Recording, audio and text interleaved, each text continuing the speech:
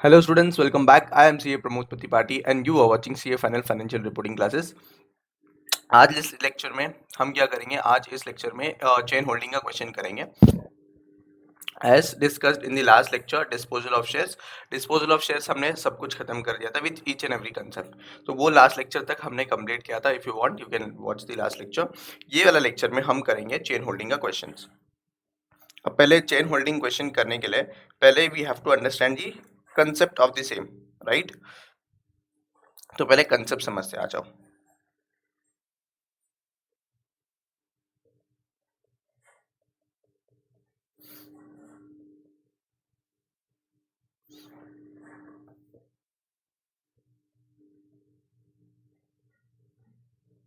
चलो यहाँ पे पहले कंसेप्ट समझ लेते हैं. What exactly is chain holding?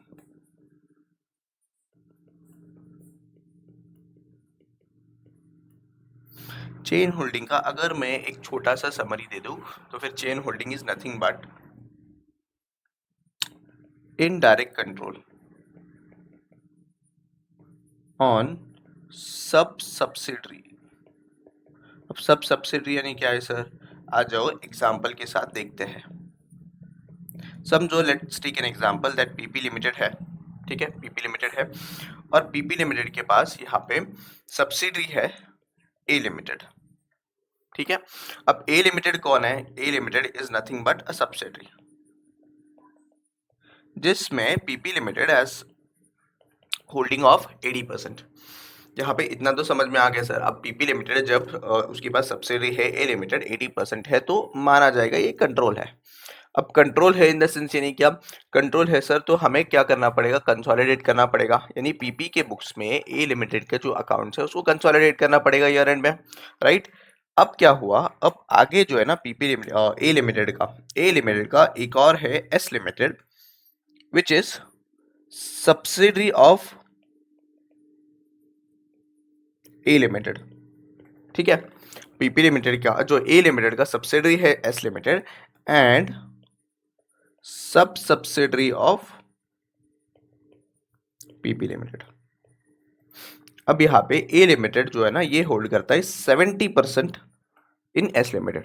तो अल्टीमेटली अगर देखो मैं तो अल्टीमेट पेरेंट कंपनी कौन है? PP limited.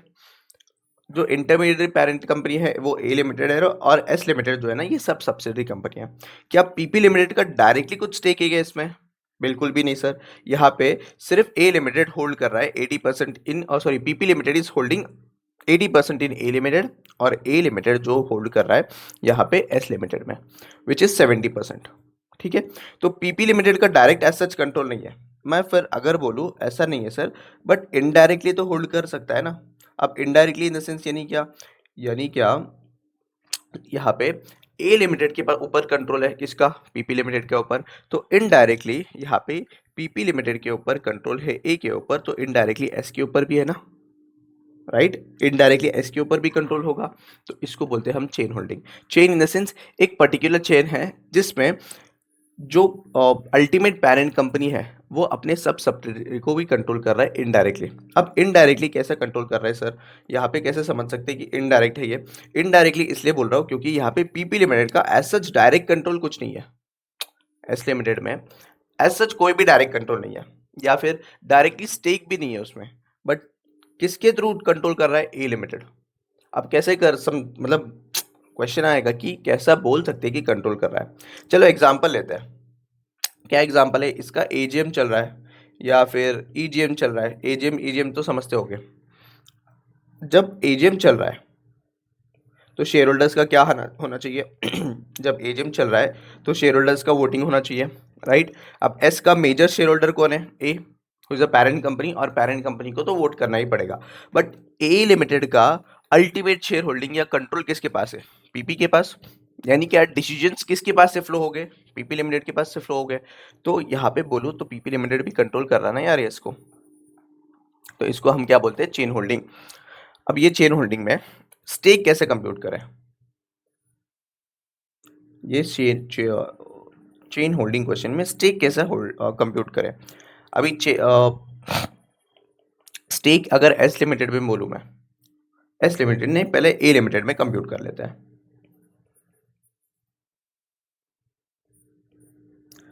ए लिमिटेड में पीपी लिमिटेड का कितना है, 80% है, और एनसीआई का कितना है सर, 20% है, राइट।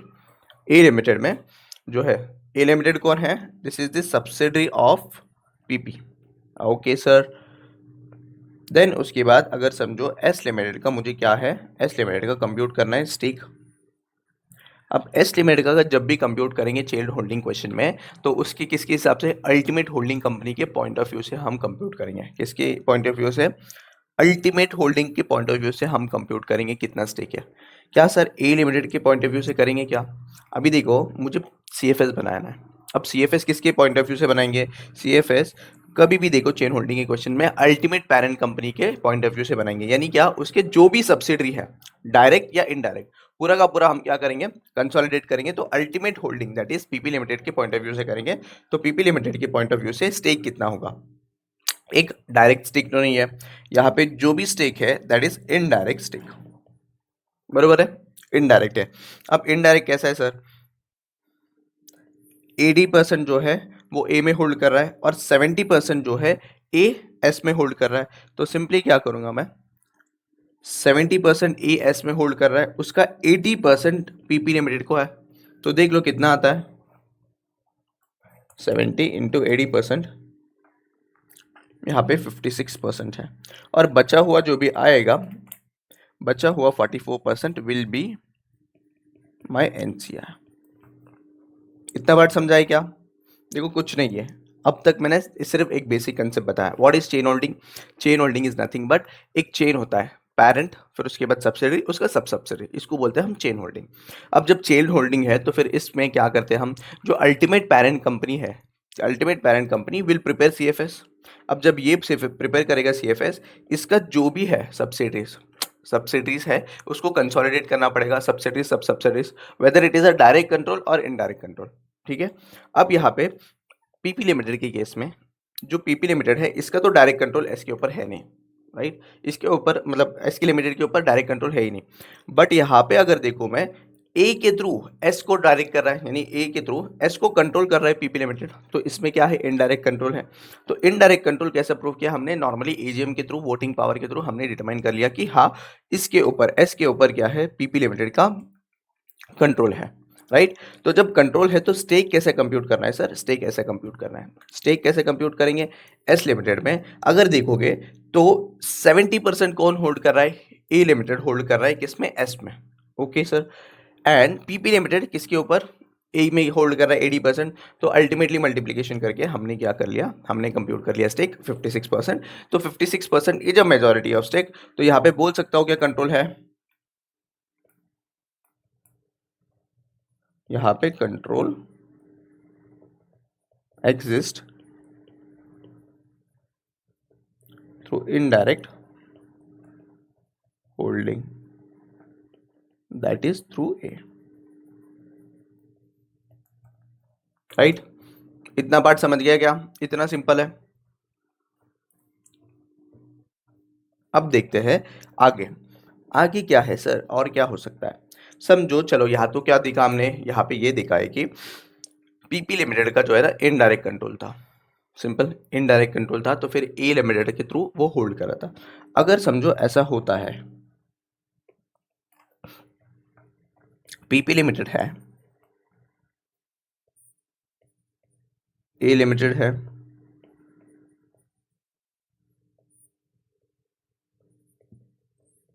यहाँ पे एस है, ये केस 2 समझ लो। पीपी लिमिटेड है, पीपी लिमिटेड का जो है ना, यहाँ पे एस लिमिटेड में 10% ऑलरेडी होल्डिंग है, यानी क्या, डायरेक्टली होल्डिंग है 10% का।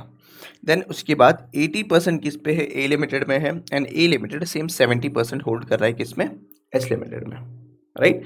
तो अब बताओ कि यहाँ पे सिंपल है सर कि पीपी लिमिटेड तो डायरेक्ट होल्ड कर रहा है 10% होल्डिंग डायरेक्ट है एस में, एंड ए लिमिटेड भी 70% होल्ड कर रहा है। क्या यहाँ पे डायरेक्ट कंट्रोल है क्या, क्वेश्चन है वेदर डायरेक्ट कंट्रोल एग्जिस्ट।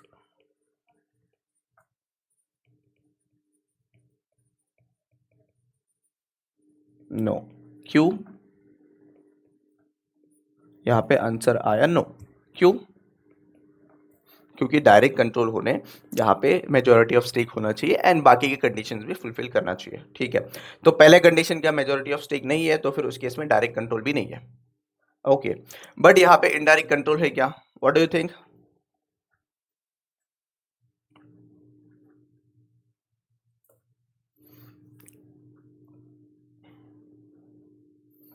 तो इनडायरेक्ट कंट्रोल तो एग्जिस्ट करता है ना। कैसा sir? Indirect control in the sense PP limited holding company है ए लिमिटेड का, ए लिमिटेड होल्डिंग कंपनी है किसका? एस लिमिटेड का। तो यहाँ पे पीपी लिमिटेड का सब सब्सिडी हुआ है ए लिमिटेड, और यहाँ पे इनडायरेक्ट कंट्रोल एग्जिस्ट करता है। तो इस केस में हम स्टेक कैसे कंप्यूट कर सकते हैं?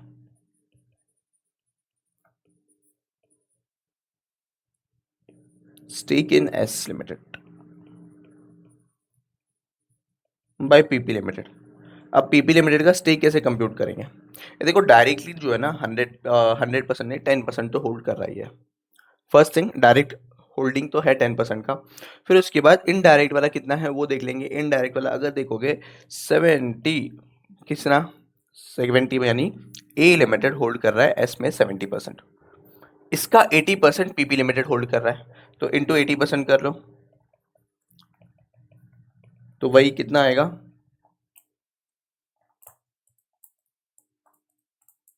10%। यहाँ पे आ गया सर 66%, राइट। अब यहाँ पे अगर देखोगे तो इनडायरेक्ट कंट्रोल है और कितना परसेंट है? 66% है, बाकी का जो है वो एनसीआर रहेगा। सिंपल है यहाँ तक। ये तो अपना केस 2 हो गया, जहाँ पे वी आर सीइंग दैट कि पीपी लिमिटेड जो है वो डायरेक्टली स्टेक होल्ड कर रहा है 10% का, बट डायरेक्ट कंट्रोल है नहीं, बट यहाँ पे इनडायरेक्ट कंट्रोल है। अच्छा सर, यहाँ पे एक और चीज देखो, केस 3। अगर मैं बोलूं यहाँ पे PP limited has ownership of 30% in S limited, मतलब ऊपर वाला पूरा जो है ना सेम है, बट इसका क्या बोल रहा है यहाँ पे 30% ओनरशिप है, सिर्फ 30% ओनरशिप है। तो क्या यहाँ पे डायरेक्ट कंट्रोल है क्या? बताओ। चलो 30% नहीं, यहाँ पे पकड़ लो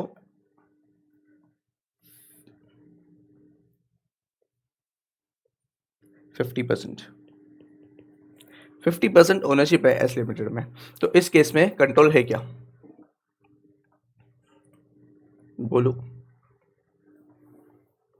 बहुत ही मतलब क्या बोलते हैं इसको, इंपॉर्टेंट क्वेश्चन है, क्योंकि ये इंटरव्यू में पूछा जाया क्वेश्चन है।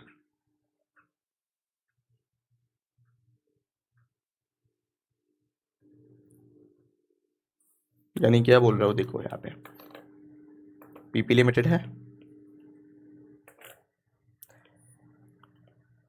ए लिमिटेड है, और यहाँ पे एस लिमिटेड भी है। अच्छा, पीपी लिमिटेड कितना परसेंटेज स्टेक होल्ड कर रहा है यहाँ पे? पीपी लिमिटेड सेम 80% और एस लिमिटेड सेम 70%। बट यहाँ पे पीपी लिमिटेड जो है, पीपी लिमिटेड का 50% ओनरशिप है सिर्फ,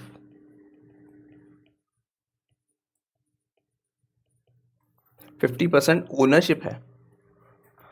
अब ये ओनरशिप डिफाइन नहीं है कहीं, ये ओनरशिप कहीं भी डिफाइन नहीं है। यानी क्या सर, ये ओनरशिप में कंट्रोल को इंक्लूड कर सकते हैं क्या? देखो अजम्पशन हो सकता है कि यहाँ पे ओनरशिप है इन द सेंस क्या, यहाँ पे ओनरशिप है इन द सेंस यहाँ पे कंट्रोल भी हो सकता है, ऐसा अजम्पशन ले सकते हैं।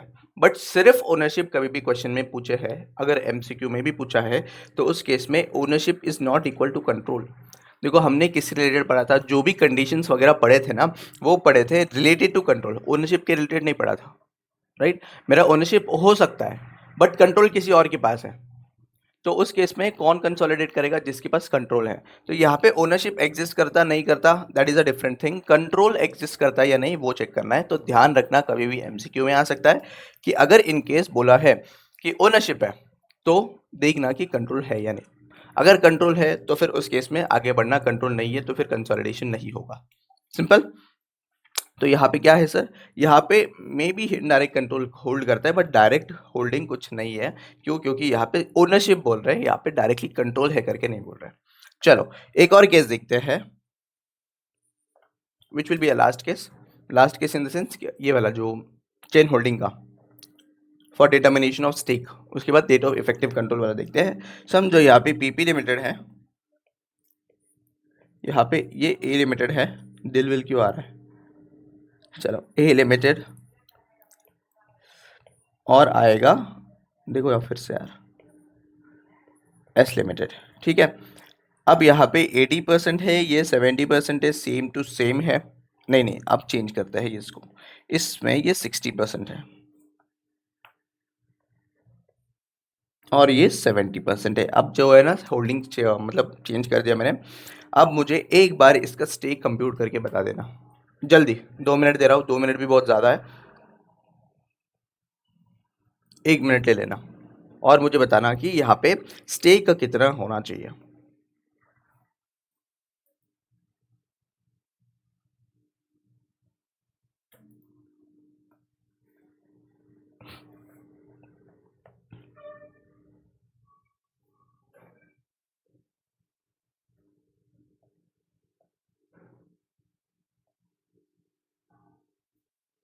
बोलो।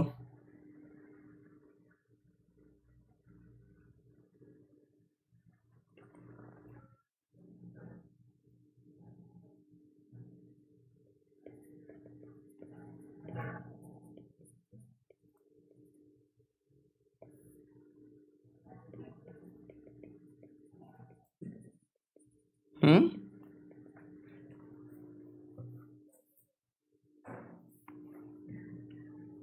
मतलब समझा नहीं, फिर से बोलो।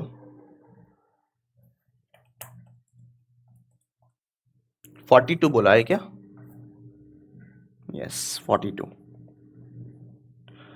अब नॉर्मली कंट्रोल होने के लिए हम क्या चेक करते हैं कि whether the stake is more than 50% और नॉट, राइट। तो यहाँ पे व्हाट डू यू फील, यहाँ पे कंट्रोल है या नहीं? अच्छा वेरी गुड, यहाँ पे कंट्रोल नहीं है, बिल्कुल सही आंसर दिया, बट वो गलत है। नॉर्मल अभी तक जो पढ़ा था ना हमने उसमें सही है कि यहाँ पे 42% है, तो फिर हम क्या मानेंगे इसको, कंट्रोल नहीं है। बट यहाँ पे चेन होल्डिंग के केस में डिफरेंट है। चेन होल्डिंग के केस में अगर देखोगे तो 42% इनडायरेक्ट होल्डिंग है, बट अल्टीमेटली देखोगे तो ए लिमिटेड जो है वो fully controlled by PP limited है, बरोबर। ए लिमिटेड जो है वो fully controlled by PP limited है, तो यहाँ पे कंट्रोल इज फुल। देखो स्टेक वाला जो पार्ट है, ऐसा नहीं होगा कि सर 30% जो है ना कंट्रोल एनसीआई के पास जाएगा, 70% सिर्फ पीपी के पास आएगा, ऐसा नहीं है। कंट्रोल जब फुल होगा तब जाके कंसोलिडेशन होता है, राइट। तो फिर यहाँ पे ए लिमिटेड को फुल्ली मतलब यानी फुल्ली कंट्रोल किसके पास है, पीपी लिमिटेड के पास, राइट। तो यहाँ पे ए लिमिटेड जो है फुल्ली कंट्रोल किसको कर रहा है, एस लिमिटेड को कर रहा है। समझ रहे हो क्या बोल रहा हूँ? एस लिमिटेड का फुल कंट्रोल किसके पास है, ए लिमिटेड के पास, और ए का फुल कंट्रोल है पीपी लिमिटेड के पास। अब स्टेक छोड़ो, फुल कंट्रोल बात कर रहा हूँ। Full control in the sense जैसे मेजोरिटी ऑफ स्टेक आ जाता है तो फिर यहाँ पे कंट्रोल आ जाता है, राइट, पूरा कंडीशन सेटिस्फाई करने के बाद। तो यहाँ पे जब कंट्रोल आएगा तो पूरा का पूरा कंट्रोल आएगा, बरोबर। समझो यहाँ पे कुछ एजीएम चल रहा है और एजीएम में अगर मुझे कुछ डिसीजंस लेना है, अब डिसीजंस के लिए कौन होना चाहिए, मेजोरिटी ऑफ स्टेक होल्डर होना चाहिए, और एस लिमिटेड में मेजोरिटी ऑफ स्टेक होल्डर कौन है, ए लिमिटेड। अब ए लिमिटेड को कौन कंट्रोल कर रहा है, पीपी लिमिटेड कंट्रोल कर रहा है। तो डायरेक्टली डिसीजंस कहाँ से आएंगे, पीपी लिमिटेड के पास। तो डायरेक्टली अगर सोचो ना, पीपी लिमिटेड कंट्रोल कर रहा है कि नहीं, एस लिमिटेड को कर रहा है ना सर, तो पीपी लिमिटेड इनडायरेक्टली कंट्रोल कर रहा है। तो यहाँ पे whether it is even if the stake is below 50% या फिर मेजोरिटी ऑफ स्टेक नहीं है, बट ए लिमिटेड जो है ना इंटरमीडिएट होल्डिंग कंपनी का फुल कंट्रोल पीपी लिमिटेड के पास है, तो फिर इस केस में कंट्रोल है ऐसा मानेंगे, राइट। तो आ जाओ नोट लिखता हूँ। Even if effective stake is less than 50%, right, 50%,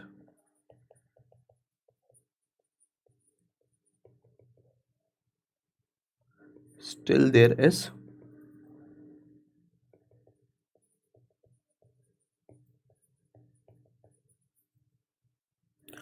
indirect control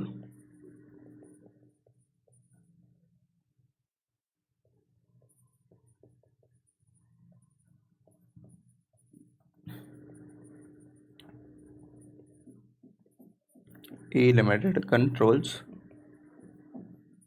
S Limited, that is PP Limited indirectly controls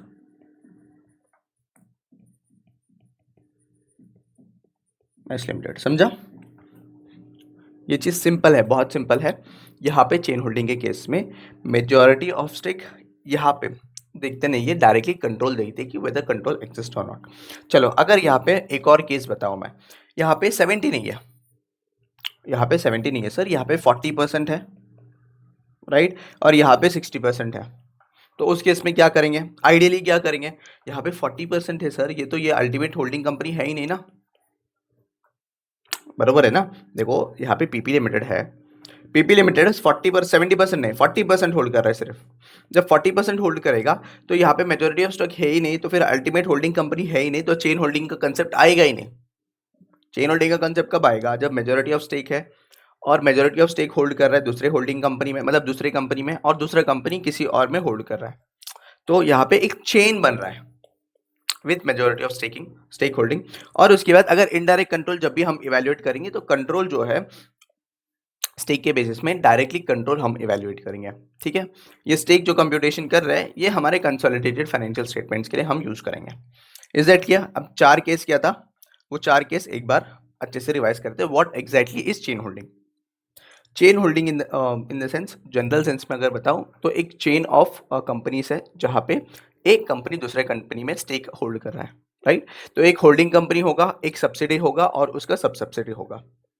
तो यहाँ पे मुझे चेक करना पड़ेगा कि whether the holding company indirectly controls the S limited in the sense सब subsidy company, ठीक है। तो यहाँ पे नॉर्मली कंट्रोल करेगा ही, अगर समझो नहीं कंट्रोल करेगा तो फिर वो अलग केस होगा, ठीक है सर। अब पहले केस ये हम इफेक्टिव स्टेक कंप्यूट करने का कैसे सीखे, सिंपल है।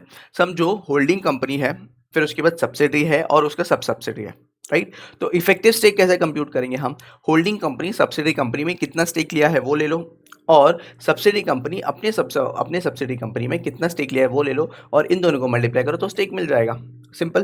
फिर उसके बाद अगर डायरेक्ट स्टेक होल्ड कर रहा है, यानी कि ultimate holding company direct stake hold कर रहा है, तो फिर डायरेक्ट स्टेक को भी ले सकते हो। डायरेक्ट स्टेक को लेके फिर उसके बाद इनडायरेक्ट कंट्रोल जितना भी है, इनडायरेक्ट स्टेक कितना है वो पूरा ऐड करके कंप्यूट कर सकते हो हमारे सेकंड केस के हिसाब से। अच्छा, अगर सिर्फ क्वेश्चन में दिया है कि ओनरशिप है, सिर्फ ओनरशिप है, कंट्रोल नहीं है, कंट्रोल वर्ड की भी यूज नहीं किया, तो उस केस में क्या है, सिंपल है sir, ownership is different, controlling different. Ownership कैसे भी हो सकता है बट कंट्रोल कोई और एंटिटी भी कर सकता है, तो यहाँ पे कंट्रोल नहीं है तो फिर उस केस में कुछ नहीं कर सकते, राइट। तो उस केस में कंसोलिडेशन नहीं करेंगे। बस एक जनरल नॉलेज के लिए बोल रहा हूँ कि ओनरशिप है, कोई क्वेश्चन में नहीं है। मैंने कही तो एक अपेंडिक्स होता है ना, अपेंडिक्स इन द सेंस जो अपना आईसीआई का अपेंडिक्स होता है, उसमें एक देखा था कि दैट ओनरशिप जो है ना, literal meaning of ownership is nothing but control, मतलब ओनरशिप है तो कंट्रोल है, ऐसा अज्यूम करने की जरूरत नहीं है। Ownership is different and control is different, ठीक है। चलो आगे देखते हैं। अब हमने पढ़ा कि इफेक्टिव स्टेक कैसे निकालने का, वो तो सिंपल है, इफेक्टिव स्टेक कंप्यूट करने का सिंपल था। अब देखते हैं डेट ऑफ इफेक्टिव कंट्रोल क्या होगा, यानी क्या चेन होल्डिंग कब से लागू होता है। चलो सर, पीपी लिमिटेड अपना फेमस कंपनी, ए लिमिटेड और एस लिमिटेड, ठीक है। पीपी लिमिटेड ने यहाँ पे ए को एक्वायर किया, समझो 1/4/2023 को, ठीक है। बट ए लिमिटेड के पास यहाँ पे जो सब्सिडरी है वो उसका डेट ऑफ एक्विजिशन है 1/4/2022। समझ रहे हो क्या हो रहा, यहाँ पे पीपी लिमिटेड ने ए लिमिटेड को एक्वायर किया ऑन 1/4/2023, एंड यहाँ पे अगर देखोगे तो ए लिमिटेड ने पहले ही एक्वायर किया था एस को, दैट इज 1/4/2022। तो यहाँ पे चेन होल्डिंग का इफेक्टिव डेट ऑफ कंट्रोल क्या होगा, चलो तुम्हें एक चांस दे रहा हूँ, गेस कर लो। यानी सीएफएस हमारा चेन होल्डिंग का कब से बनेगा, 1/4/2023 या फिर 1/4/2022।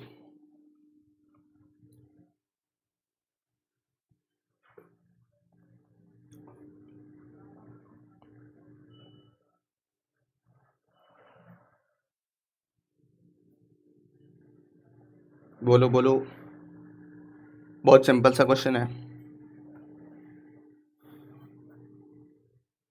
यानी अल्टीमेटली पीपी लिमिटेड कब से कंसोलिडेशन चालू करेगा इन दोनों एंटिटी का?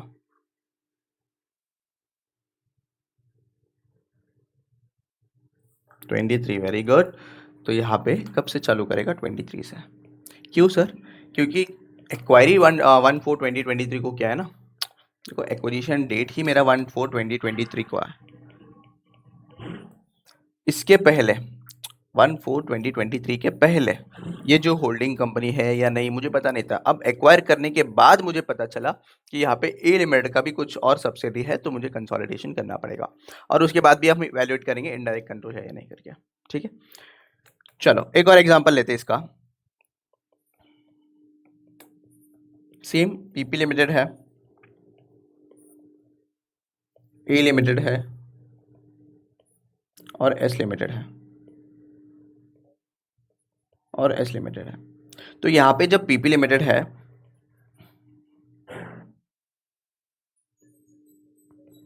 पीपी लिमिटेड इसको एक्वायर किया था 21 में एंड इसको एक्वायर किया है 2023 में, समझ लो। ठीक है, कब एक्वायर किया है? 1/4/2023। तो अब बताओ मुझे डेट ऑफ एक्विजिशन क्या होगा? What will be the date of acquisition, यानी कंसोलिडेशन कब से बनाना चालू करेंगे?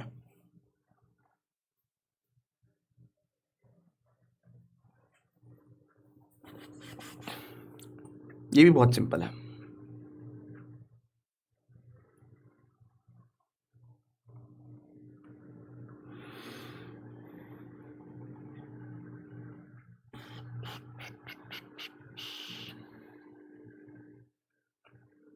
मैं बता दूं सर, यहाँ पे पीपी लिमिटेड और ए लिमिटेड का कंसोलिडेशन कब चालू हो जाएगा? फ्रॉम 1/4/2021 से चालू होगा। और ए लिमिटेड और एस लिमिटेड का, ये तो दूसरी बात है, मैं डायरेक्टली बोल रहा हूँ पीपी लिमिटेड, ए लिमिटेड और एस लिमिटेड का, इन तीनों का चालू होगा 1/4/2023 से। क्यों सर? क्योंकि यहाँ पे ये तो सब्सिडी था ही मेरा, तो सब्सिडी को तो कंसोलिडेट करना ही पड़ेगा। तो ए लिमिटेड को तो कंसोलिडेट करते रहेंगे पीपी लिमिटेड में। बट यहाँ पे अगर देखोगे तो एस लिमिटेड का एक्विजिशन डेट ही है 1/4/2023, तो 1/4/2023 से तीनों का कंसोलिडेशन करने का स्टार्ट करेंगे। राइट, तो ये मेरा डेट ऑफ इफेक्टिव कंट्रोल है। यानी क्या सिंपल है, अगर एमसीक्यू आ सकता है तो इसके ऊपर आ सकता है जिसमें डेट ऑफ इफेक्टिव कंट्रोल पूछेंगे कि ये अब यानी समझो ऐसा ही यहाँ पे पीपी लिमिटेड ने एक्वायर किया था 1/4/2021 एंड एस को उसके बाद एक्वायर किया 1/4/2023, यानी ए लिमिटेड ने एक्वायर किया था। तो कब होगा इफेक्टिव डेट ऑफ कंट्रोल, ऐसा क्वेश्चन आ सकता है नॉर्मली। तो एक बार देख लो, सिंपल।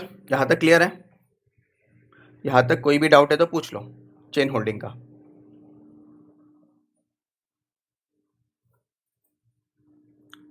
फिर उसके बाद एक बार मैं ना 5 स्टेप रिवाइज करवा देता हूँ। फिर उसके बाद फिर हम क्वेश्चन करते हैं बड़ा वाला, जो मेजरली 16 मार्क का आ सकता है। कितना? 16 मार्क्स का एग्जाम में आ सकता है। अब 16 मार्क्स का नहीं आएगा, अब 14 मार्क्स का आएगा। क्यों? क्योंकि बड़ा कम हो गया ना, मतलब 30-70 हो गया। चलो देखो यहाँ पे पहले इफेक्ट चेन होल्डिंग का देख लो एक बार। चेन होल्डिंग का यहाँ पे सिंपल है, चेन ऑफ होल्डिंग कंपनीज होते हैं, ये ऑलरेडी बता दिया, फिर से बताऊंगा तो फिर बोर हो जाओगे। डेट ऑफ इफेक्टिव कंट्रोल यानी क्या? यानी क्या मेरा कंसोलिडेशन कब से चालू होगा? Date of acquisition simply. तो यहाँ पे अगर समझो जो होल्डिंग सब्सिडरी कंपनी है, समझो यहाँ पे सब्सिडरी कंपनी है एंड ये सब्सिडरी कंपनी को एक डेट में परचेस किया था, राइट, एंड उसके पहले ही सब्सिडरी कंपनी के पास उसके सब्सिडरी है। तो मेरा डेट ऑफ इफेक्टिव कंट्रोल कब होगा? 1/4/2023, यानी इस डेट से मैं क्या करूंगा? पीपी लिमिटेड के बुक्स में कंसोलिडेशन चालू करेंगे ऑफ बोथ द एंटिटीज। अगर यहाँ पे क्या है, दो अलग अलग डेट में एक्विजिशन किया है, यानी क्या पहले पीपी लिमिटेड ने एक्वायर किया ए लिमिटेड को ऑन 1/4/2021, तो इनका कंसोलिडेशन होता रहेगा, right, year on year. But S limited में फिर से बाद में आ गया, तो फिर उस केस में 1/4/2023 से इसका भी चालू करेंगे। इसको बोलते हैं date of acquisition. Right, date of effective control, ये हमने देखा। और बाकी के स्टेप्स कैसे हो गए सर? बाकी के स्टेप्स सेम टू सेम होंगे। हमारा जो इनिशियल 5 स्टेप मॉडल हम फॉलो कर रहे थे ना, तो सेम टू सेम रहेगा। यानी क्या? एक पहला परचेस कंसिडरेशन, सेकंड मेरा क्या हैगा? Identifiable net assets, third NCI, fourth goodwill and fifth वाला क्या है? अदर इक्विटी वाला पार्ट। ये 5 स्टेप्स हमारा सेम टू सेम रहेगा। बट यहाँ पे एडिशनल क्या रहेगा सर? यहाँ पे एडिशनल नेट आइडेंटिफाइबल एसेट्स के सब के लिए 2 एंटिटी के लिए कंप्यूट होगा। एक सब्सिडरी कंपनी के लिए, दूसरा सब सब्सिडरी कंपनी के लिए। यानी हर एक स्टेप 2 बार हम कंप्यूट करेंगे। एक सब्सिडरी कंपनी के लिए एंड दूसरा क्या करेंगे हम? दूसरा किसके लिए? सब सब्सिडरी के लिए कंपेयर करेंगे। ये एक चीज़ हुआ। देन नेक्स्ट थिंग, सर क्या सर यहाँ पे जब दोनों कर रहे हैं तो पीसी कैसे कंप्यूट करेंगे? देखो पीसी मैंने बोला था कि मेरे जो होल्डिंग कंपनी है, that is ultimate holding company, उसके बेसिस में कंप्यूट करेंगे। राइट, यानी समझो फॉर एग्जांपल पीसी, यहाँ पे एग्जांपल लेता हूँ एक, यहाँ पे पीपी लिमिटेड है, देन कम्स ए लिमिटेड, अच्छा सॉरी ए लिमिटेड, यहाँ ए लिमिटेड है, फिर उसके बाद एस लिमिटेड है समझो। राइट, अब यहाँ पे एस लिमिटेड में 300, फॉर एग्जांपल 300 रुपीज़ का क्या था? ये था। और यहाँ पे होल्डिंग है 80% और 70%। तो यहाँ पे मुझे पीसी कंप्यूट किसके हिसाब से करने का? PC from POV of PP limited, PP limited की पीओवी से कंप्यूट करना पड़ेगा। तो कैसे कंप्यूट करेंगे सर? सिंपल है, 300 मिलियन है, राइट, तो चेक कर लो कि इनडायरेक्ट स्टेक कितना है, बरोबर, तो उसके बेसिस पे मैंने कंप्यूट करना है। तो समझो for example, let's take an example, यहाँ पे 80 इंटू 70% है, तो यहाँ पे 56%। तो यहाँ पे डायरेक्टली अगर देखोगे तो पीसी पीपी पीओवी से 80 इंटू 70%, 56% एंड 44% इंटू 54%, 54 इंटू 162, और यहाँ पे आएगा 138। तो ऐसा हम क्या करेंगे? पीसी किसके पीओवी से कंप्यूट करेंगे सर? हम कंप्यूट करेंगे from the ultimate holding company के पीओवी से, ठीक है। और एडिशनली अगर देखेंगे हम, एडिशनली जो भी एनसीआई आएगा, एनसीआई में भी हम पीओवी किसके हिसाब से लेंगे? हमारा पीपी लिमिटेड के हिसाब से लेंगे, that is ultimate holding company. ठीक है, क्लियर है? बताओ।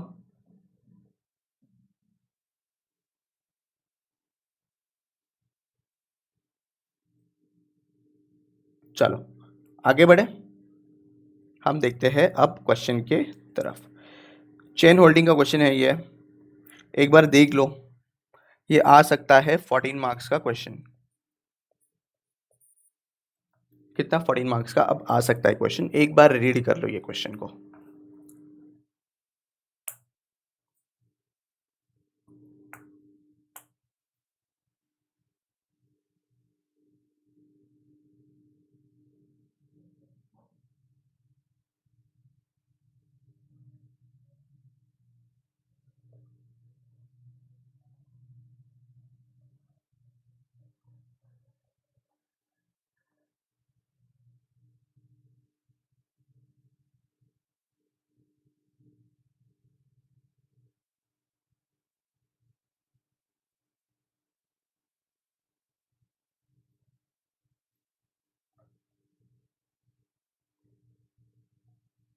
ये एडिशनल इन्फॉर्मेशन है, एक बार देख लो एडिशनल इन्फॉर्मेशन।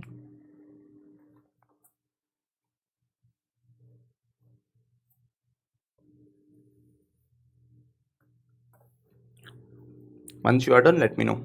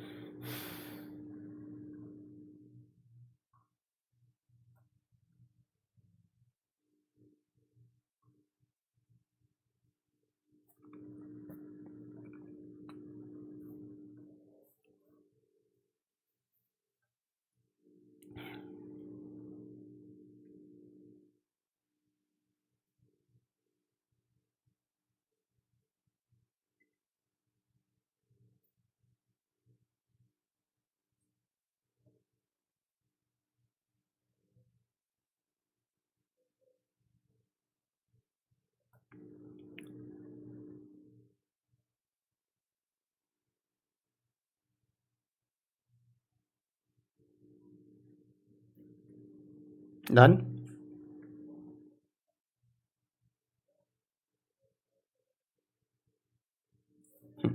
चलो ये क्वेश्चन हम एक न्यू सेशन क्रिएट करके करते हैं, 3 मिनट बचा है। बस यहाँ पे एक और चीज़ बताने दो, जो मैंने पीसी का बताया था, जो पीसी है हम ले लेंगे पीपी पॉइंट ऑफ व्यू से, यानी अल्टीमेट होल्डिंग कंपनी। बट यहाँ पे एक पॉइंट ऑफ व्यू एक और बता दूँ मैं, समझो यहाँ पे एग्जांपल लेते हैं एस लिमिटेड का। वैसे क्वेश्चन में करेंगे तो समझ में आ जाएगा, बट फिर भी देख लो। एस लिमिटेड का यहाँ पे 300 हमने अज्यूम किया था, और ए लिमिटेड है, और यहाँ पे एस लिमिटेड है, राइट। ए लिमिटेड होल्ड कर रहा है एस में, तो जब ये पीसी पे किया होगा तो ए लिमिटेड का पीओई से कंप्यूट करेंगे, यानी यहाँ पे 70% होल्ड कर रहा है, समझो फॉर एग्जांपल 70% होल्ड कर रहा है, तो 70% के हिसाब से हमने पीसी पे किया रहेगा ना, राइट। 70% के हिसाब से सर पीसी पे किया होगा, तो डायरेक्टली यहाँ पे हम क्या करेंगे, जो पीपी लिमिटेड का होल्डिंग इन ए है उससे मल्टीप्लाई कर देंगे तो हमारा पीसी आ जाएगा। यानी क्या सर समझाने, 80% यहाँ पे समझ लो, तो डायरेक्टली 300 इंटू 80% हम करेंगे, 300 इंटू 80%, तो यहाँ पे आ जाएगा 240। मेरा पीसी बचा हुआ जो है ना वो एनसीआई का मानेंगे। इससे पहले क्या किया था सर, इससे पहले का छोड़ दो, इससे पहले का ये अजम्पशन लिया था यहाँ पे कि ये जो है ना ये टोटल इन्वेस्टमेंट है, यानी क्या यहाँ पे 100% होल्डिंग रहेगा। तो उस केस में इससे पहले वाला एग्जांपल छोड़ ही दो, बस ये वाला समझ लो।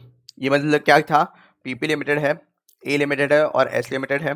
एस लिमिटेड का जो पीसी है वो 300 है, राइट। ये जो पीसी पे किया है, ये PC based on the holding ही क्या होगा, तो इसमें डायरेक्टली फिर से 80 इंटू 70% करने की जरूरत नहीं है, डायरेक्टली 80% से मल्टीप्लाई कर दूँ तो यहाँ पे मुझे पीसी मिल जाएगा। यानी क्या, this is nothing but 70% of holding, 300 into 80% कर दो तो मेरा पीसी मिल जाएगा। क्लियर। चलो न्यू सेशन क्रिएट करते हैं।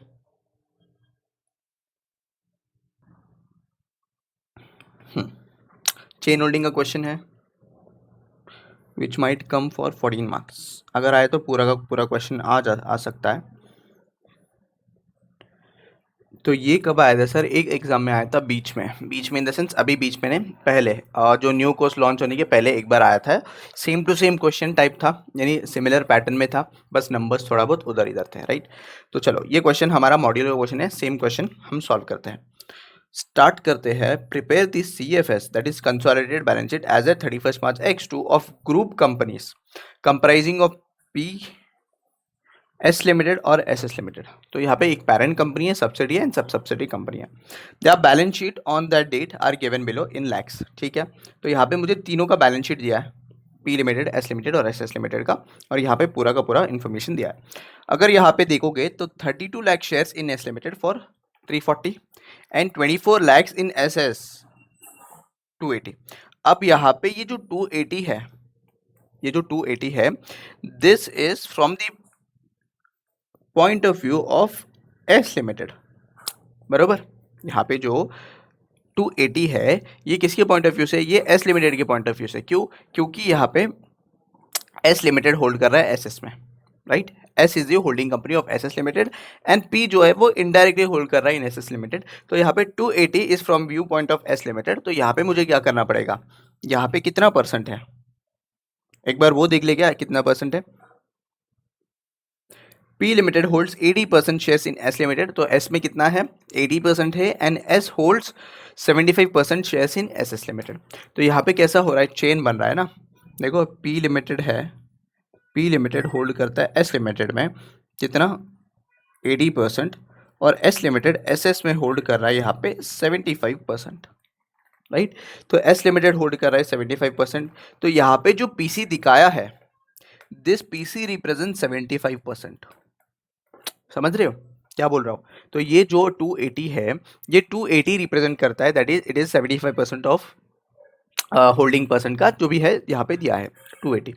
अब अगर मुझे from the view point of मुझे पी निकलना है, पी लिमिटेड का पॉइंट ऑफ व्यू से मुझे क्या निकालना है, पीसी निकालना है, तो सर सिंपली यहाँ पे ऑलरेडी 75% का मुझे पता है कितना है 280 है, तो इसको क्या कर दो, मल्टीप्लाई कर दो, इसको मल्टीप्लाई कर दो 80% से, 80% ही है ना, हाँ 80% है, तो 80% से मल्टीप्लाई कर दो तो मेरे व्यू पॉइंट ऑफ पीसी मिल जाएगा, किसके, पी लिमिटेड के व्यू पॉइंट से।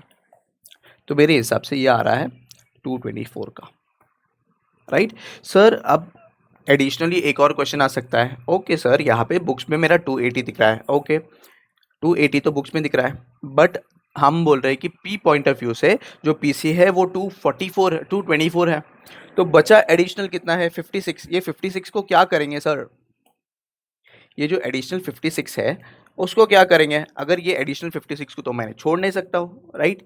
तो ये क्या है, ये nothing but, this is nothing but NCI from the view point of P limited, right.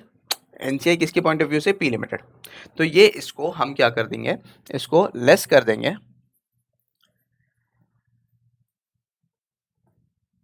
Less from S limited. तो अल्टीमेटली हम क्या कर रहे हैं, एलिमिनेट कर रहे हैं एनसीआई को, सिंपल। चलो आगे बढ़ते हैं। ये 32 लाख शेयर, तो ये पता है, ये सिंपल है, ये किसका, पीपी लिमिटेड होल्ड कर रहा है एस लिमिटेड में, ओके सर। यहाँ पे बाकी इन्फॉर्मेशन दिया है, कैश एंड कैश इक्विवेलेंट वगैरह सब कुछ। अब आगे अगर देखोगे तो शेयर होल्डिंग वगैरह सब कुछ दिया है, बिल्स पेएबल दिया है, बिल्स रिसीवेबल भी है क्या, अच्छा बिल्स रिसीवेबल अगेंस्ट, ये कुछ बताया नहीं है, देखते हैं क्या है। Following additional information is available, क्या इन्फॉर्मेशन अवेलेबल है वो देखते हैं। ये तो पढ़ लिया हमने कि पी लिमिटेड कितना 80% होल्ड कर रहा है एस में, और एस लिमिटेड होल्ड कर रहा है 75% in S S. Their holdings were acquired on, अच्छा ये एक और चीज़ है, ये एक और इम्पॉर्टेंट चीज़ है, क्या है सर यहाँ पे, मेरा date of acquisition is in mid, right, यानी 6 महीना प्री एंड 6 महीना पोस्ट है। तो यहाँ पे कौन सा एडजस्टमेंट आ जाएगा, यहाँ पे आ जाएगा sir time adjustment, time adjustment in the sense time profit adjustment, यानी मैं जो भी प्रॉफिट है उसको क्या करूँगा, उसको प्री में और पोस्ट में बांट दूंगा, ठीक है सर, ओके। आगे देखते हैं, the business activities of all the companies are not seasonal in nature and therefore it can be assumed that the profits are earned evenly throughout the year। मैं ये 370 पेज नंबर है ये, हाँ ये page number है, इसको मत देखना, मैं बोला कि 370 क्या है। अच्छा, assumed profit are earned evenly throughout the year, यानी क्या, यहाँ पे business activity of the company ये सीजनल नहीं है, यानी क्या पूरा का पूरा साल में हर महीने में हर मतलब कुछ ना कुछ प्रॉफिट अर्न किया है, तो फिर इवनली अक्रूड बोल रहा है। तो यहाँ पे हम क्या करेंगे, जो भी प्रॉफिट आएगा वो प्रॉफिट को हम 6 मंथ और 6 मंथ्स हम करके बांट देंगे, 6 months pre and 6 months post.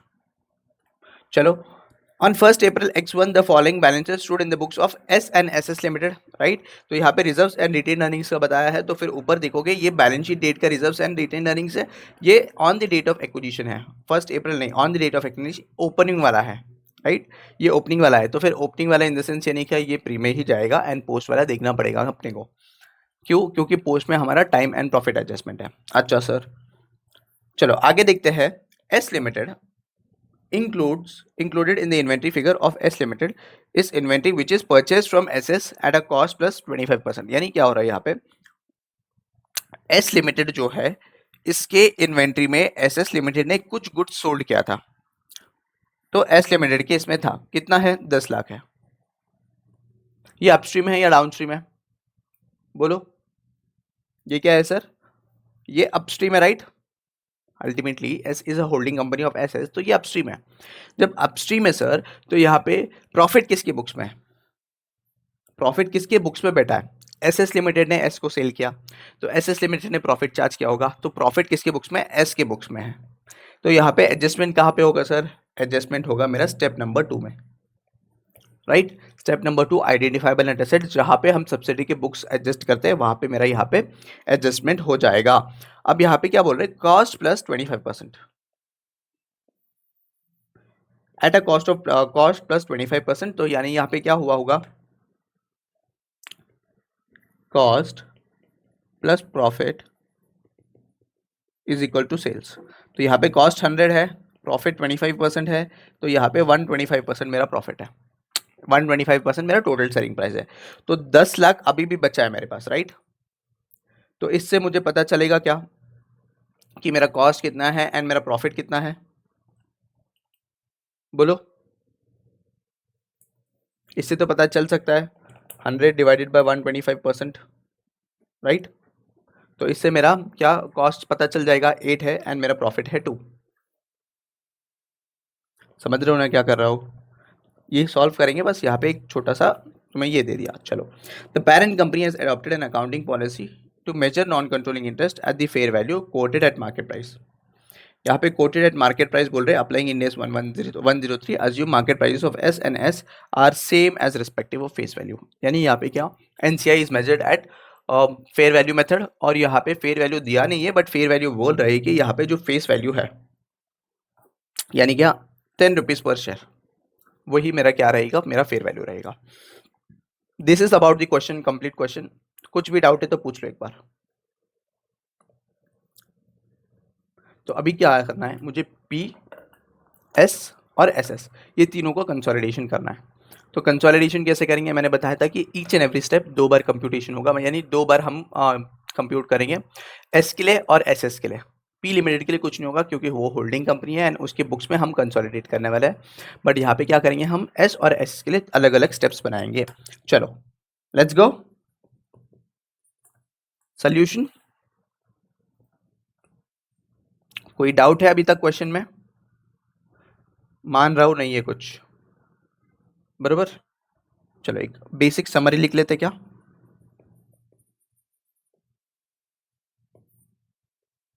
Basic summary, तो यहाँ पे अपने पास एस लिमिटेड है और एस एस लिमिटेड है, राइट। एस लिमिटेड का अगर देखो मैं शेयर होल्डिंग पैटर्न, तो P limited is holding company, right. और ये कितना होल्ड कर रहा है, ये 80% स्टेक होल्ड कर रहा है। तो एनसीए मेरा यहाँ पे कितना हो जाएगा, 20% हो जाएगा सर। ओके, यहाँ पे अगर देखो मैं शेयर होल्डिंग, तो S S is the holding company of S limited, sorry S S नहीं, S limited is holding company of S S limited, जो कितना 75% होल्ड कर रहा है। तो 35% ना, 35% या 25%, 25% मेरा क्या रहेगा, एनसीआई रहेगा। But this is not the exactly correct case, मतलब ये वाला चीज़ करेक्ट नहीं है। हम क्या कर रहे हैं, पीपी लिमिटेड के पॉइंट ऑफ व्यू से बना रहे हैं। तो अगर मैं देखो यहाँ पे, तो पीपी लिमिटेड का होल्डिंग निकालना चाहिए, पीपी नहीं सॉरी पी लिमिटेड, आदत हो गया पीपी लिमिटेड बोल के, पी लिमिटेड का होल्डिंग निकालना चाहिए। तो पी लिमिटेड का होल्डिंग निकाल लो, कितना है 80, राइट। क्यों, क्योंकि ना एस में होल्ड कर रहा है 80%। ओके, 80 इंटू 75% कितना आ रहा है देख लो, 80 इंटू 75%, तो ये आ रहा है 60% होल्डिंग, राइट। कितना आ रहा है 60%, बराबर है ना, देख लो। डायरेक्ट होल्डिंग कुछ भी नहीं है। तो अगर मैं देखो यहाँ पे पी लिमिटेड जो है वो होल्ड कर रहा है 60%, सिंपल। यहाँ पे कोई डाउट? ठीक है, अब डेट ऑफ एक्विजिशन देखते हैं। तो डेट ऑफ एक्विजिशन, या फिर मैं बोलूं इफेक्टिव कंट्रोल,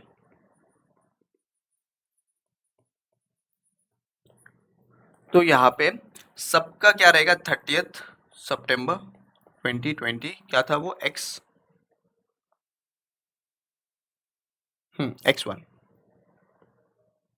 तो मेरा X1 रहेगा, that is mid of the year. तो मुझे प्रॉफिट इवनली बांटना होगा, इज दैट क्लियर? चलो स्टेप नंबर 1 देखते हैं। और कुछ लिखना है क्या? यहाँ पे हम चाहे हो तो पीसी भी लिख लो, ये जो है ना सिर्फ एक एडिशनल बेसिक इन्फो है, ये स्टेप्स नहीं है। पीसी लिख लो।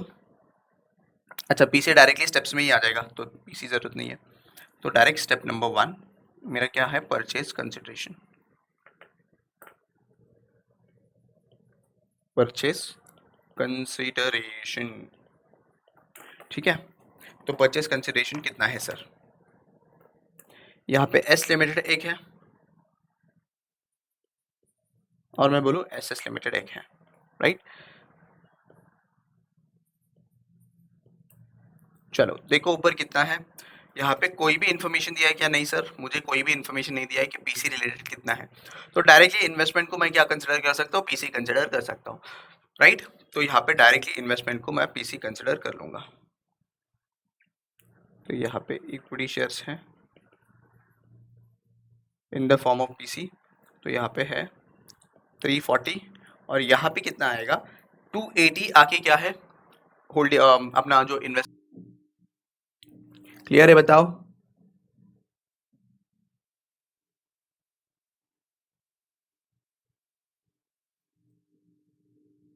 चलो आगे बढ़े, हम देखते हैं अब क्वेश्चन के तरफ।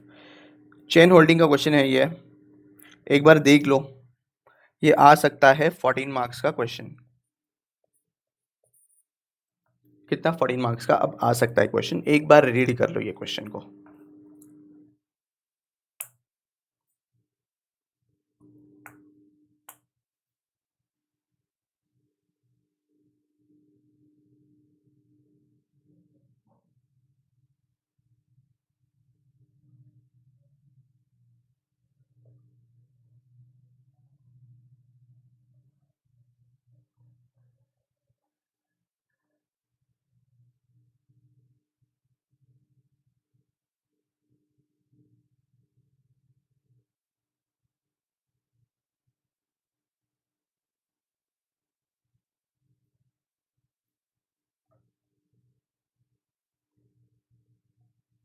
ये एडिशनल इन्फॉर्मेशन है, एक बार देख लो एडिशनल इन्फॉर्मेशन।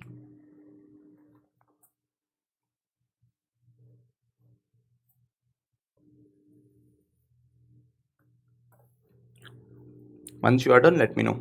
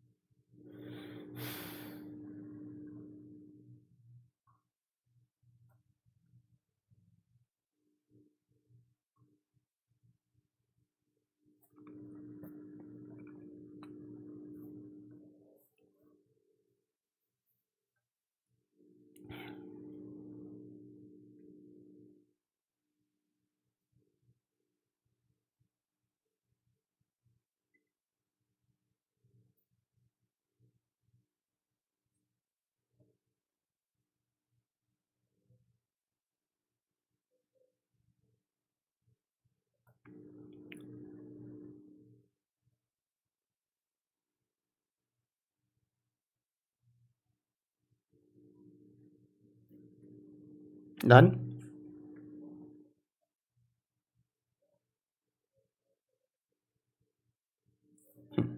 चलो, ये क्वेश्चन हम एक न्यू सेशन क्रिएट करके करते हैं, 3 मिनट बचा है। बस यहाँ पे एक और चीज़ बताने दो, जो मैंने पीसी का बताया था, जो पीसी है हम ले लेंगे पीपी पॉइंट ऑफ व्यू से, यानी अल्टीमेट होल्डिंग कंपनी। बट यहाँ पे एक पॉइंट ऑफ व्यू एक और बता दूँ मैं, समझो यहाँ पे एग्जांपल लेते हैं एस लिमिटेड का। वैसे क्वेश्चन में करेंगे तो समझ में आ जाएगा, बट फिर भी देख लो। एस लिमिटेड का यहाँ पे 300 हमने अज्यूम किया था, और ए लिमिटेड है, और यहाँ पे एस लिमिटेड है, राइट।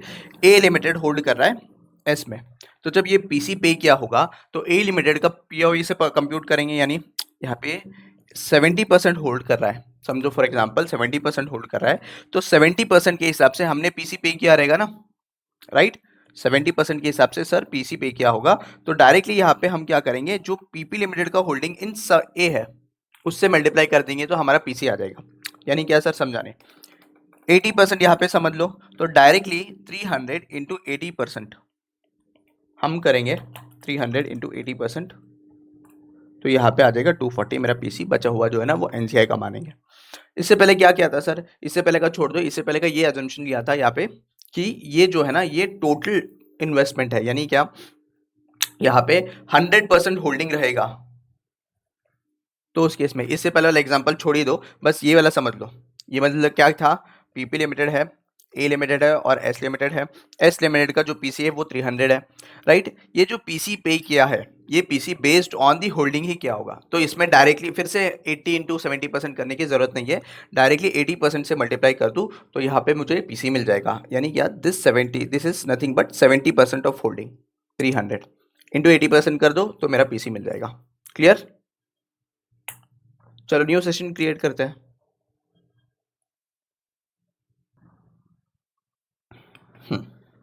चेन होल्डिंग का क्वेश्चन है, which might come for 14 marks. अगर आए तो पूरा का पूरा क्वेश्चन आ सकता है। तो ये कब आया था सर, एक एग्जाम में आया था बीच में इन द सेंस अभी बीच में नहीं, पहले जो न्यू कोर्स लॉन्च होने के पहले एक बार आया था। Same to same question type था, यानी सिमिलर पैटर्न में था, बस नंबर्स थोड़ा बहुत उधर इधर थे, राइट।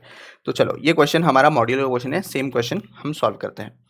स्टार्ट करते हैं। Prepare the CFS that is consolidated balance sheet as a 31st March X2 of group companies comprising of P S limited और एस एस लिमिटेड। तो यहाँ पे एक पेरेंट कंपनी है, सब्सिडी है एंड सब सब्सिडी कंपनी है। The balance sheet on that date are given below in lakhs. ठीक है, तो यहाँ पे मुझे तीनों का बैलेंस शीट दिया है, पी लिमिटेड, एस लिमिटेड और एस एस लिमिटेड का, और यहाँ पे पूरा का पूरा इन्फॉर्मेशन दिया है। अगर यहाँ पे देखोगे तो 32 lakh shares in S limited for 340 and 24 lakhs in S S 280। अब यहाँ पे ये जो 280 है, ये जो 280 है, this is from the point of view of S limited, बरोबर। यहाँ पे जो 280 है ये किसके पॉइंट ऑफ व्यू से, ये एस लिमिटेड के पॉइंट ऑफ व्यू से। क्यों? क्योंकि यहाँ पे एस लिमिटेड होल्ड कर रहा है एस एस में, right. S is the holding company of S S limited and P जो है वो इनडायरेक्टली होल्ड कर रहा है इन एस एस लिमिटेड। तो यहाँ पे 280 is from view point of S limited. तो यहाँ पे मुझे क्या करना पड़ेगा, यहाँ पे कितना परसेंट है, एक बार वो देख ले, क्या कितना परसेंट है। P limited holds 80% shares in S limited, तो S में कितना है, 80% है, and S holds 75% shares in SS limited. तो यहाँ पे कैसा हो रहा है, चेन बन रहा है ना। देखो P लिमिटेड है, P लिमिटेड होल्ड करता है S लिमिटेड में कितना, 80%, और S लिमिटेड SS में होल्ड कर रहा है यहाँ पे 75%, राइट। तो S लिमिटेड होल्ड कर रहा है 75%। तो यहाँ पे जो PC दिखाया है, दिस PC रिप्रेजेंट 75%। समझ रहे हो क्या बोल रहा हूँ। तो ये जो 280 है, ये 280 रिप्रेजेंट करता है, that is it is 75% of holding person का जो भी है यहाँ पे दिया है 280। अब अगर मुझे from the view point of मुझे पी निकालना है, पी लिमिटेड का पॉइंट ऑफ व्यू से मुझे क्या निकालना है, पीसी निकालना है। तो सर सिंपली यहाँ पे ऑलरेडी 75% का मुझे पता है कितना है, 280 है। तो इसको क्या कर दो, मल्टीप्लाई कर दो, इसको मल्टीप्लाई कर दो 80% से, 80% ही है ना, हाँ 80% है। तो 80% से मल्टीप्लाई कर दो तो मेरे व्यू पॉइंट ऑफ पीसी मिल जाएगा, किसके, पी लिमिटेड के व्यू पॉइंट से। तो मेरे हिसाब से ये आ रहा है 224 का, राइट सर। अब एडिशनली एक और क्वेश्चन आ सकता है, ओके सर यहाँ पे बुक्स में मेरा 280 दिख रहा है, ओके 280 तो बुक्स में दिख रहा है, बट हम बोल रहे हैं कि पी पॉइंट ऑफ व्यू से जो पीसी है वो 224 है। तो बचा एडिशनल कितना है, 56। ये 56 को क्या करेंगे सर, ये जो एडिशनल 56 है उसको क्या करेंगे। अगर ये एडिशनल 56 को तो मैंने छोड़ नहीं सकता हूँ, राइट। तो ये क्या है, ये nothing but, this is nothing but NCI from the view point of P limited, right. NCI किसके पॉइंट ऑफ व्यू से, पी लिमिटेड। तो ये इसको हम क्या कर देंगे, इसको लेस कर देंगे,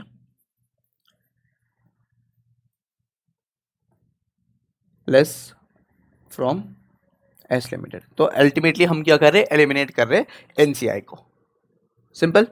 चलो आगे बढ़ते हैं। ये 32 लाख शेयर, तो ये पता है, ये सिंपल है, ये किसका, पीपी लिमिटेड होल्ड कर रहा है एस लिमिटेड में, ओके सर। यहाँ पे बाकी इन्फॉर्मेशन दिया है, कैश एंड कैश इक्विवेलेंट वगैरह सब कुछ। अब आगे अगर देखोगे तो शेयर होल्डिंग वगैरह सब कुछ दिया है, बिल्स पेएबल दिया है, बिल्स रिसीवेबल भी है क्या, अच्छा बिल्स रिसीवेबल अगेंस्ट, ये कुछ बताया नहीं है, देखते हैं क्या है।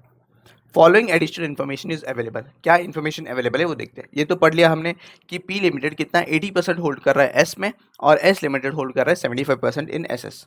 There holdings were acquired on, अच्छा ये एक और चीज़ है, ये एक और इम्पॉर्टेंट चीज़ है, क्या है सर, यहाँ पे मेरा date of acquisition is in mid, right, यानी 6 महीना प्री एंड 6 महीना पोस्ट है। तो यहाँ पे कौन सा एडजस्टमेंट आ जाएगा, यहाँ पे आ जाएगा sir time adjustment, time adjustment in the sense time profit adjustment, यानी मैं जो भी प्रॉफिट है उसको क्या करूँगा, उसको प्री में और पोस्ट में बांट दूंगा, ठीक है सर, ओके।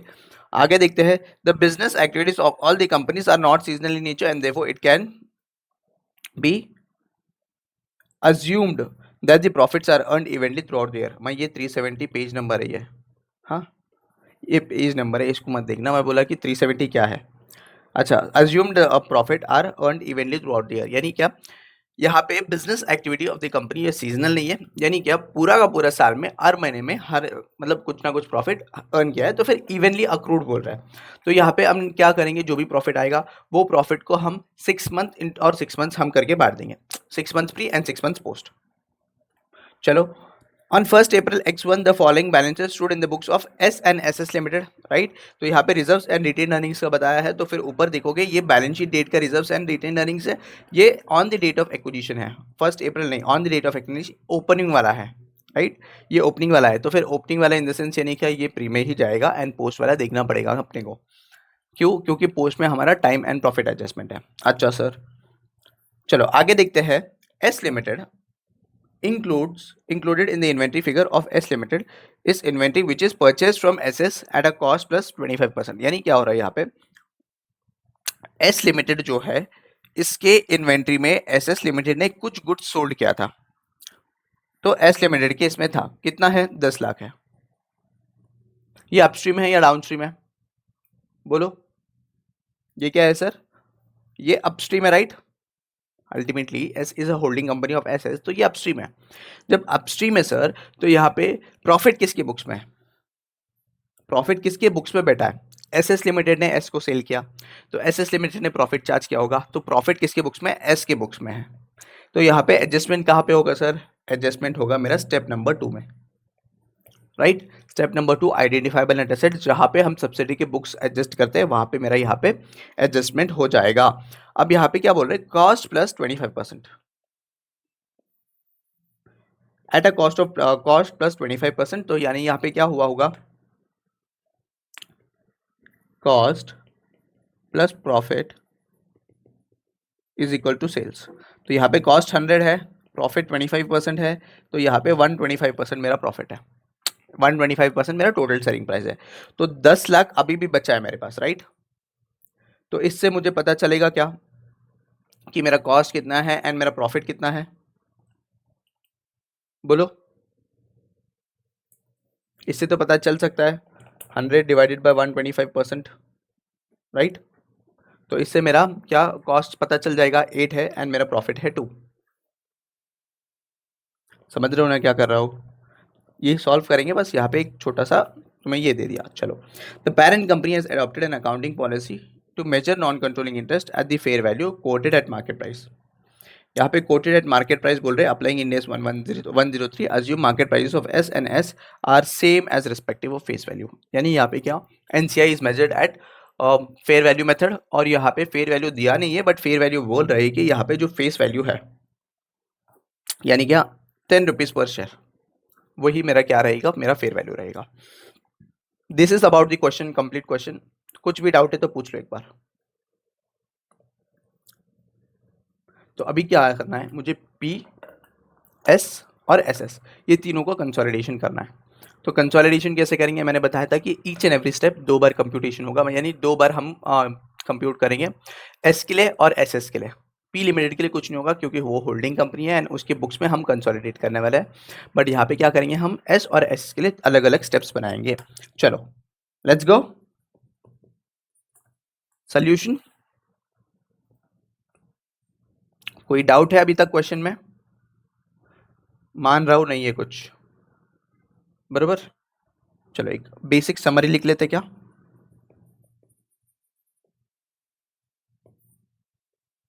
Basic summary. तो यहाँ पे अपने पास एस लिमिटेड है और एस एस लिमिटेड है, राइट।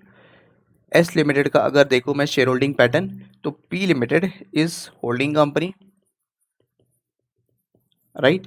और ये कितना होल्ड कर रहा है, ये 80% स्टेक होल्ड कर रहा है। तो एनसीए मेरा यहाँ पे कितना हो जाएगा, 20% हो जाएगा सर। ओके, यहाँ पे अगर देखो मैं शेयर होल्डिंग, तो S S is the holding company of S limited, sorry S S नहीं, S limited is holding company of S S limited, जो कितना 75% होल्ड कर रहा है। तो 35% ना, 35% या 25%, 25% मेरा क्या रहेगा, एनसीआई रहेगा। But this is not the exactly correct case, मतलब ये वाला चीज़ करेक्ट नहीं है। हम क्या कर रहे हैं, पीपी लिमिटेड के पॉइंट ऑफ व्यू से बना रहे हैं। तो अगर मैं देखो यहाँ पे, तो पीपी लिमिटेड का होल्डिंग निकालना चाहिए, पीपी नहीं सॉरी पी लिमिटेड, आदत हो गया पीपी लिमिटेड बोल के, पी लिमिटेड का होल्डिंग निकालना चाहिए। तो पी लिमिटेड का होल्डिंग निकाल लो, कितना है 80, राइट। क्यों, क्योंकि ना एस में होल्ड कर रहा है 80%। ओके, 80 इंटू 75% कितना आ रहा है देख लो, 80 इंटू 75%, तो ये आ रहा है 60% होल्डिंग, राइट। कितना आ रहा है, 60%, बराबर है ना, देख लो। डायरेक्ट होल्डिंग कुछ भी नहीं है। तो अगर मैं देखो यहाँ पे पी लिमिटेड जो है वो होल्ड कर रहा है 60%, सिंपल। यहाँ पे कोई डाउट, ठीक है। अब डेट ऑफ एक्विजिशन देखते हैं। तो डेट ऑफ एक्विजिशन या फिर मैं बोलूं इफेक्टिव कंट्रोल,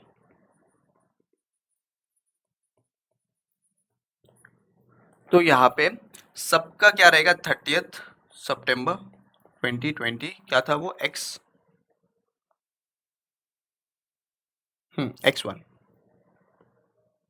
तो मेरा X1 रहेगा, that is mid of the year, तो मुझे प्रॉफिट इवनली बांटना होगा। Is that clear?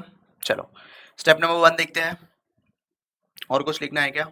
यहाँ पे हम चाहो तो पीसी भी लिख लो, ये जो है ना सिर्फ एक एडिशनल बेसिक इन्फो है, ये स्टेप्स नहीं है। पीसी लिख लो। अच्छा पीसी डायरेक्टली स्टेप्स में ही आ जाएगा, तो पीसी जरूरत नहीं है।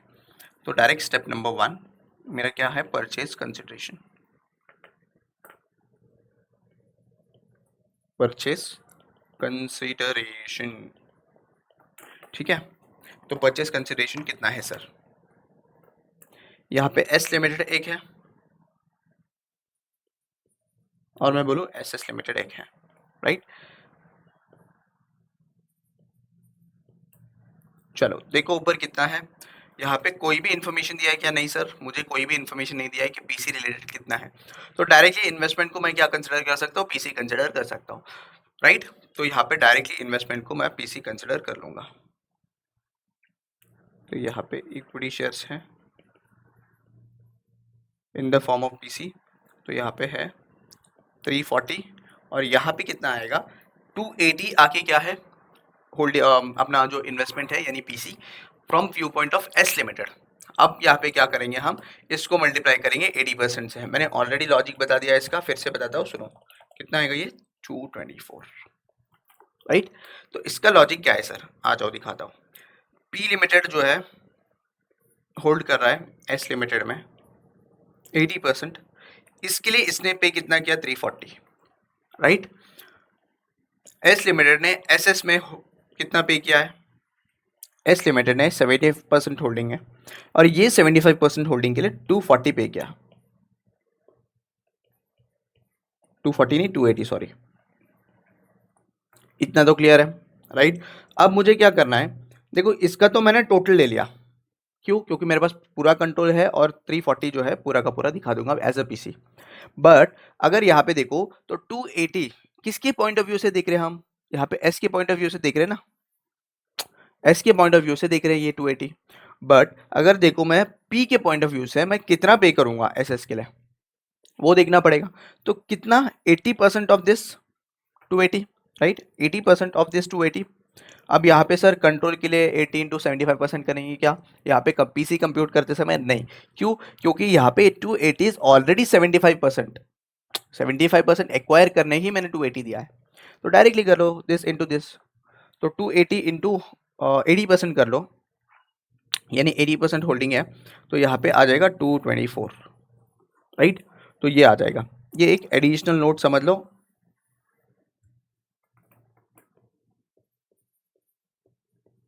समझा ना? बोलो।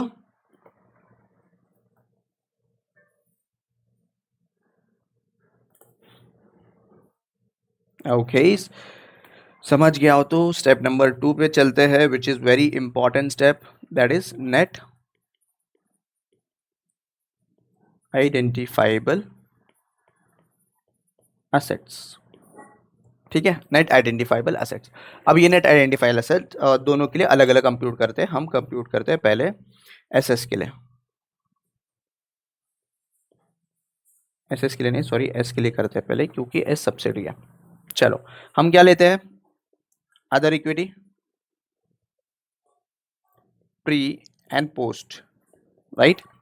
और इसका बैलेंस देख लेते हैं कितना है।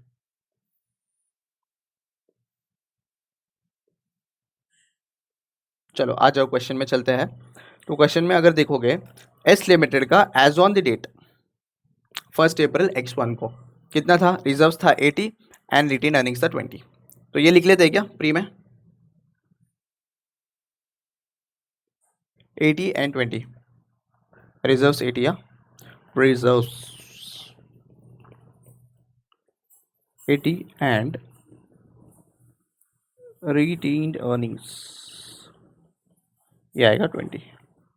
ये मेरा प्री में चला गया। चलो बैलेंस शीट में देखते हैं। एस लिमिटेड का अगर यहाँ पे मैं देखूँ तो 80 एंड 20 था, तो अगर बैलेंस शीट में देखूँ तो 150 है। तो डिफरेंस कितना है देख लो, 80 ओपनिंग था एंड क्लोजिंग कितना हो गया 100, यानी 20 रुपीज़ का इंक्रीज है, तो 20 रुपीज़ का इंक्रीज पोस्ट में चला जाएगा, तो यहाँ पे 20 आ जाएगा। ये कैसा आया 100 माइनस 80, राइट। फिर उसके बाद अगर देखोगे तो 20 था ओपनिंग एंड क्लोजिंग हो गया 50, तो 30 रुपीज़ का इंक्रीज है पोस्ट में, तो 30 रुपीज़ का इंक्रीज यहाँ पे पोस्ट में आ जाएगा, बराबर। चलो यहाँ तो ठीक है। अच्छा, सबसे पहले एडजस्टमेंट क्या करते हैं sir, what we do is that, मैंने सबसे पहले करना है डिविडेंड का। क्या डिविडेंड है क्या कहीं भी क्वेश्चन में, नहीं, तो फिर नहीं आएगा। तो डिविडेंड के बाद हम क्या करते हैं, डिविडेंड के बाद हम करते हैं सर प्रॉफिट और टाइम एडजस्टमेंट, राइट। तो यहाँ पे कर देंगे प्रॉफिट या टाइम एडजस्टमेंट,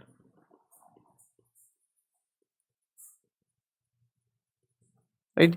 कितना आएगा, प्री का पीरियड और पोस्ट का पीरियड लिख लेते हैं ना, ये आएगा 14x1 से लेके,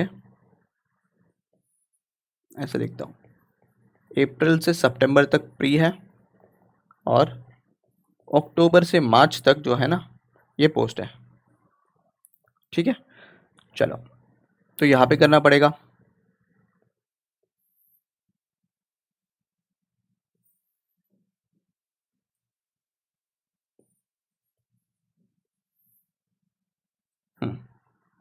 टाइम एडजस्टमेंट कैसा होगा सर, 6 मंथ है, तो यहाँ पे 50 इंटू 6/12 ऐसा कर लो, तो यहाँ पे 25 रुपीज़ लेस हो जाएगा और यहाँ पे 25 रुपीज़ ऐड हो जाएगा, बरोबर कर रहा हूँ ना। देखो फिर से बताता हूँ, ये यहाँ पे सबसे ये जो बैलेंसेस है, ये balances as on 1 April x1 है, राइट। ये वाला जो है 1 अप्रैल से लेके मार्च तक का बैलेंस है, बट मेरा डेट ऑफ एक्विजिशन क्या है, डेट ऑफ एक्विजिशन सितंबर है, राइट। तो यानी क्या 6 मंथ जो है ना वो प्री में जाना चाहिए एंड 6 मंथ वो पोस्ट में जाएगा। तो यहाँ पे मैंने क्या किया, सिंपली 50 जो पूरा साल का है, 50 जो पूरा साल का है उसको मैंने क्या किया, 6 महीने प्री में डाल दिया और 6 महीने पोस्ट में, बरोबर। तो इससे मुझे मिल जाएगा टाइम एडजस्टमेंट होने के बाद जो भी आएगा, कितना आएगा बताओ, ये आ जाएगा 125 एंड ये आ जाएगा 25, बरोबर।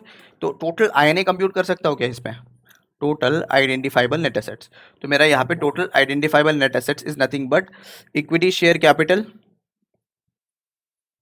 प्लस अदर इक्विटी,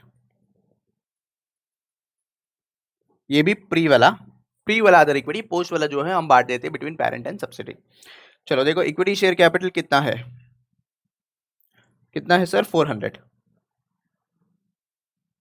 तो 400 इक्विटी शेयर कैपिटल और ये 125 अदर इक्विटी, तो ये आ जाएगा 525 मेरा टोटल आईएनए, ठीक है। चलो अगर आगे बताओ और, तो यहाँ पे इसको मैं बांट दूंगा between holding and subsidy, right. अब होल्डिंग एंड सब्सिडी में बांटना है तो डायरेक्टली देख लो कितना आएगा, 80% एंड 20% में आएगा ना, क्योंकि पी लिमिटेड एस में होल्ड कर रहा है 80%, तो देखो 25 इंटू 80%, तो ये आ जाएगा 20 एंड ये आ जाएगा 5। यहाँ तक समझ में आया क्या बताओ, एकदम आराम से चल रहे हैं हम, so that you can understand. अभी तक क्या किया सर, फिर से बताता हूँ एक बार सुन लो। आइडेंटिफाइबल नेट एसेट्स में हमने इतना ही किया कि रिजर्व्स को मैंने प्री एंड पोस्ट में बांट दिया, प्री एंड पोस्ट में बांट दिया इन द सेंस रिजर्व का ओपनिंग बैलेंस ले लिया जो 1 अप्रैल को है एंड पोस्ट वाला इधर ले लिया, और उसके बाद टाइम एडजस्टमेंट किया, यानी क्या 6 मंथ के बेसिस में, और उसको मैंने आईएनए कंप्यूट कर लिया। अगर मैं बोलूँ एसएस लिमिटेड का, चलो एसएस लिमिटेड का आईएनए देखते हैं, सेम अदर इक्विटी ले लो यार कैमरा, अदर इक्विटी ले लो प्री एंड पोस्ट, ठीक है। इसका देख लो क्या है, reserves and retain earning 60 and 30, reserves and retain earnings, यहाँ पे ये 6 मंथ्स का है, ये 6 मंथ्स का,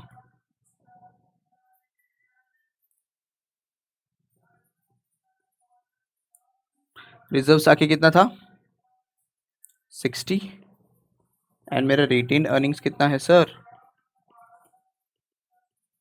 रिटेन अर्निंग्स है 30। कूल, यहाँ पे कोई भी डाउट? अब आगे देखते हैं 80 एंड 60। तो यहाँ पे रिजर्व्स पहले कितना था? 60, अब कितना हुआ है? 80। तो फिर 20 जो है मेरा पोस्ट में जाएगा, तो आ गया 20। ओके, और 30 जो है रिटेन अर्निंग्स में था, हो गया 60, तो फिर 30 मेरा जाएगा पोस्ट में। ये भी समझ गया? ठीक है, मैंने कुछ नहीं किया। ये जो बैलेंस है ये एज ऑन 1 अप्रैल है। ये वाला जो है ना पोस्ट एक्विजिशन पीरियड, यानी post acquisition in the sense एक बार एक्वायर होने के बाद पोस्ट एक्विजिशन पीरियड का कितना भी बैलेंस है वो पूरा है। और ये देखोगे ना, ये पूरा साल का है, या ध्यान में रखना, मैं डायरेक्टली बैलेंस शीट से ले लिया। अब मैं क्या करता हूँ, अब एडजस्टमेंट करता हूँ। तो यहाँ पे डिविडेंड वाला तो कुछ नहीं है, डायरेक्टली टाइम एडजस्टमेंट कर लेते हैं। यहाँ पे 90 आएगा, ये 50 आएगा, प्लस माइनस टाइम या प्रॉफिट एडजस्टमेंट बोल सकते हैं इसको, या फिर profit adjustment do time. 50 into 6/12, तो ये आ जाएगा 25, ये आ जाएगा 25, तो ये आ गया 25, और ये 90 प्लस ये आ गया 115, ऐसे ही आना चाहिए।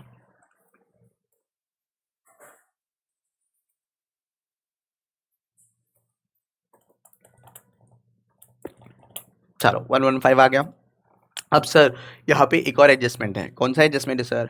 यहाँ पे अगर देखोगे ना, तो एक चीज़ बोला है, ये वाला देखो, ये वाला 10 lakhs included in the inventory figure of S limited. S Limited is the inventory which has been purchased from SS Limited at cost plus 25%, right. तो ये एडजस्टमेंट अनरियलाइज प्रॉफिट का करना पड़ेगा, वो भी स्टेप 2 में ही करना है। क्यों? क्योंकि ये अपस्ट्रीम ट्रांजेक्शन है। अपस्ट्रीम यानी क्या? एसएस के बुक्स में यहाँ पे प्रॉफिट रहेगा, उसको एलिमिनेट करना है। तो यहाँ पे देख लो, वर्किंग नोट मैं बना लेता हूँ अनरियलाइज प्रॉफिट का।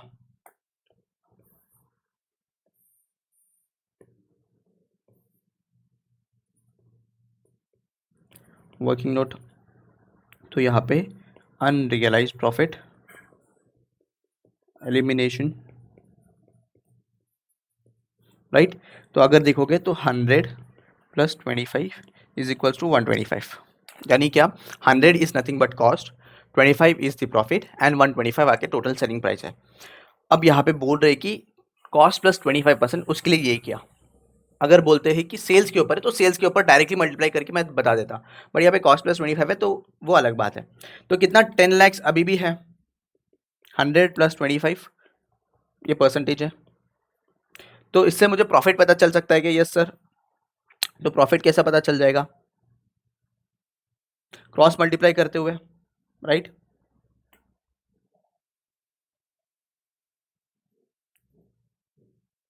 या फिर ऐसा करते हैं, ये मेरे पास है 10, तो बस क्रॉस मल्टीप्लाई कर लो एक बार। मुझे प्रॉफिट कितना चाहिए ना, एक बार क्रॉस मल्टीप्लाई कर लो, राइट। तो क्रॉस मल्टीप्लाई करोगे तो 10 डिवाइडेड बाई 125 इंटू 25% आएगा, राइट। तो देख लो कितना आता है, 10 डिवाइडेड बाई 125 इंटू 25, ये आ जाएगा सर 2। तो ₹2 का मेरा अनरियलाइज प्रॉफिट है।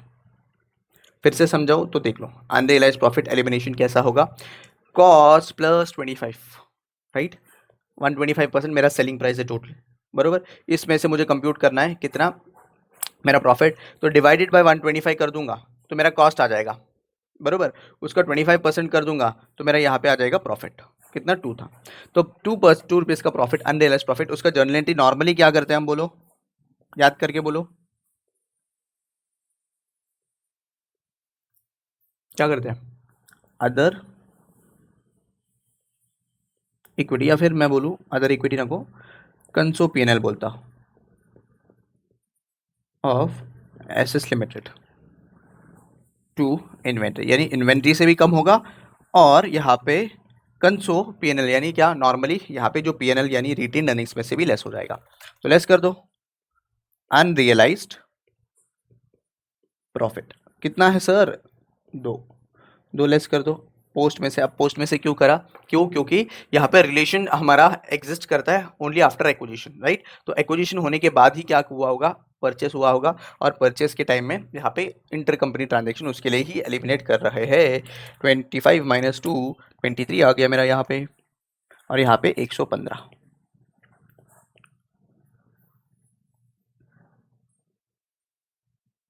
बरोबर। चलो सर, यहाँ पे अगर मैं बोलूँ तो मेरा टोटल INA कितना आ सकता है? टोटल INA तो equity plus pre other equity, कितना मिनट बचा है? 2 मिनट। ओके, तो इक्विटी कितना है देख लो। इक्विटी है 320 का, राइट। इक्विटी है 320 एंड प्री वाला 115, तो ये कितना आ गया? 320 प्लस 115, तो 435 का INA है। एंड इसको बांट दो between parent and NCI, right. अब पेरेंट और NCI के बीच में बटेगा ये 60 एंड 40% के बेसिस में। हमने कंप्यूट किया 60 एंड 40, कहाँ पे कंप्यूट किया सर? यहाँ पे देख लो, ये वाला देखो, पी लिमिटेड के पॉइंट ऑफ व्यू से कितना होल्डिंग है? 60% है और NCI का 40% है, तो कंप्यूट करो कितना आता है? 23 इंटू 60%, तो ये आ जाएगा 13.8, ये आ जाएगा 9.2। क्लियर यहाँ तक? कोई भी डाउट?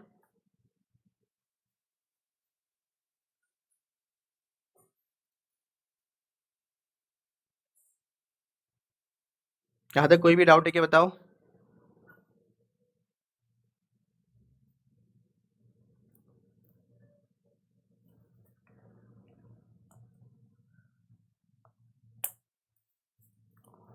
अगर नहीं है तो एक न्यू सेशन क्रिएट करते हैं, उसमें ये क्वेश्चन कंप्लीट करता है।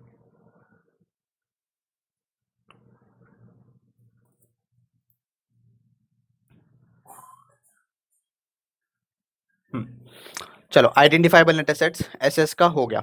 अब SS का कंप्यूट करते समय क्या किया हमने? ओपनिंग ले लिया और पोस्ट एक्विजिशन पीरियड का ले लिया, और उसके बाद प्रॉफिट आ गया मेरा, मतलब पोस्ट एक्विजिशन का फुल ईयर का है तो मैंने प्रॉफिट एडजस्टमेंट लिया, यानी कि टाइम एडजस्टमेंट 6 मंथ्स करके मैंने बांट दिया दोनों में। ओके सर, फिर अनरियलाइज प्रॉफिट ले लिया, तो मेरा यहाँ पे अदर इक्विटी आ गया, और यहाँ पे पेरेंट और सबसे NCI का जितना भी पोर्शन है वो आ गया। 60% जो है वो पेरेंट का है, NCI का 40% है, ये हमने कंप्यूट कर लिया है। कहाँ पे? 60% यहाँ पे। कहाँ कंप्यूट किया था? यहाँ पे देख लो, ठीक है, वेरी गुड। चलो अब देखते हैं next step, step number 3 which is NCI। आ जाएंगे sir step number 3 which is non controlling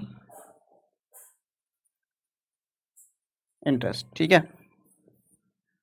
non controlling interest. Next step, अब नॉन कंट्रोलिंग इंटरेस्ट यहाँ पे कैसे कंप्यूट कर रहे हैं हम? Based on fair value method.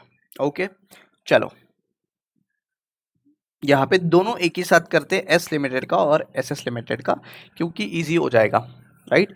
तो मेरा यहाँ पे अगर बोलो तो NCI पोर्शन कितना है?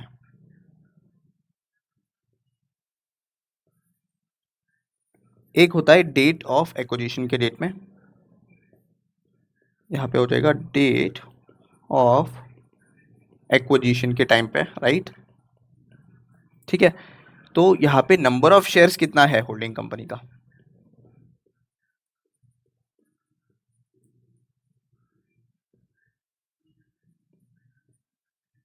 Number of shares of NCI कितना है? यहाँ पे S लिमिटेड का देख लूँ मैं एक बार, तो यहाँ पे सर अगर देखोगे तो 400 is the total share capital. अगर मैं ये 400 को डिवाइडेड बाय 10 करूँ तो मेरा कितना आएगा number of shares? Which is nothing but 40 lakh shares. क्यों? क्योंकि नंबर्स पूरा जो है ना वो लैक्स में है, ठीक है। तो 40 लाख शेयर्स, और ये 40 लाख शेयर्स का 20% कर दो। 20% क्यों सर? क्योंकि S लिमिटेड में जो है ना हमारा 80% होल्डिंग है, 20% जो है ना वो NCI है।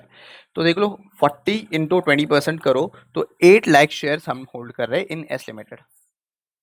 कैसा कंप्यूटेशन किया फिर से बताता हूँ, यहाँ पे 400 लाख शेयर से divided by 10 into 20%, right. Similar goes with 320, यहाँ पे 320 लैक्स है डिवाइडेड बाई 10 इंटू यहाँ पे 40% उसका NCI है। NCI 40% मैंने कंप्यूट करने के बाद बताया था कैसा सर? 60% होल्डिंग का है एंड 40% इज NCI। तो देख लो 320 डिवाइडेड बाई 10 इंटू 40%, तो ये आ जाएगा सर 12.8, राइट। इसका फेयर वैल्यू है क्या? यस सर, फेयर वैल्यू है which is equal to my book value, यानी बुक वैल्यू ही समझ लो। तो यहाँ पे आ जाएगा 10, यहाँ पे आ जाएगा 10। तो यहाँ पे सिंपली तुम लोग क्या कर सकते हैं, 400 इंटू 20%, 320 इंटू 40% भी करोगे तो आ जाएगा, बराबर। तो मेरा NCI on date of acquisition, तो यहाँ पे 80 आएगा और यहाँ पे 128 आएगा, राइट। यहाँ तक क्लियर है। चलो, अगर मुझे कंप्यूट करना है सर ईयर एंड वाला, ईयर एंड NCI, तो सिंपल है, ले लो यहाँ पे डेट ऑफ एक्विजिशन का तो वैसा है ही मेरे पास, इसमें सिर्फ मैं क्या करूंगा, ऐड करूंगा पोस्ट एक्विजिशन प्रॉफिट। तो पोस्ट एक्विजिशन प्रॉफिट कितना कितना है देख लो। एसएस का मेरे पास है क्या, यस 9.2 एसएस का है, 9.2 एसएस का है। एंड अगर ऊपर देखूं मैं तो ऊपर मेरा यहाँ पे एस लिमिटेड का 20 नहीं 5 है,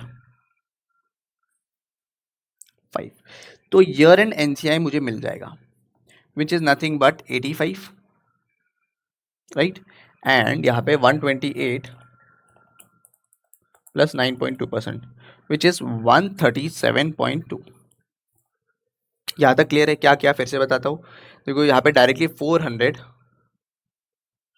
400 इंटू 20% कर लो तो तुम्हें क्या मिल जाएगा, यहाँ पे NCI and the date of acquisition मिल जाएगा। 320 इंटू 40% कर लो तो 128 मिल जाएगा, राइट। यहाँ पे मैंने सिर्फ इसको तोड़ के बताया ताकि तुम्हारा बेटर अंडरस्टैंडिंग के लिए। देन उसके बाद ईयर एंड वाला आ जाएगा। तो ईयर एंड वाला कैसा है, 80 मेरे पास ऑलरेडी है, ये देखो on the date of acquisition वाला मेरे पास ऑलरेडी है। उसमें मैंने क्या किया, ऐड किया यहाँ पे सर पोस्ट एक्विजिशन प्रॉफिट, ये ऐड किया मेरे पोस्ट एक्विजिशन प्रॉफिट, यस। अब एक और चीज करना है sir which is very important step, ध्यान में रखना। NCI share of investment in SS limited, यानी क्या सर, समझा नहीं, आज जो दिखाता हूँ। यहाँ पे मैंने बताया था क्या सर, यहाँ पे अगर देखोगे, यहाँ पे अगर देखोगे तो 280 है, राइट। 280 इंटू मैंने क्या किया, 280 इंटू 80% किया तो 224 मेरा पीसी आया from view point of P. But इसमें 280 में एडिशनल बचा है ना, एडिशनल 56 भी बचा है विच इज नथिंग बट मेरा एनसीआई पोर्शन, बरोबर है, जो है मेरा एनसीआई पोर्शन। अब ये एनसीआई पोर्शन क्या मैं एसएस से डायरेक्टली लेस कर सकता हूँ क्या, नहीं, क्योंकि मेरे पास इनडायरेक्ट कंट्रोल है। ये डायरेक्टली किसके थ्रू रूट करूंगा, मैं एस के थ्रू रूट करूंगा। तो फिर यहाँ पे एनसीआई के पोर्शन में से 56 भी लेस करूंगा, जो मेरा एनसीआई का ये है होल्डिंग है इन एसएस। तो लेस कर लो 85 माइनस 56, तो ये आ जाएगा 29 एंड ये 137.2, राइट, 137.2।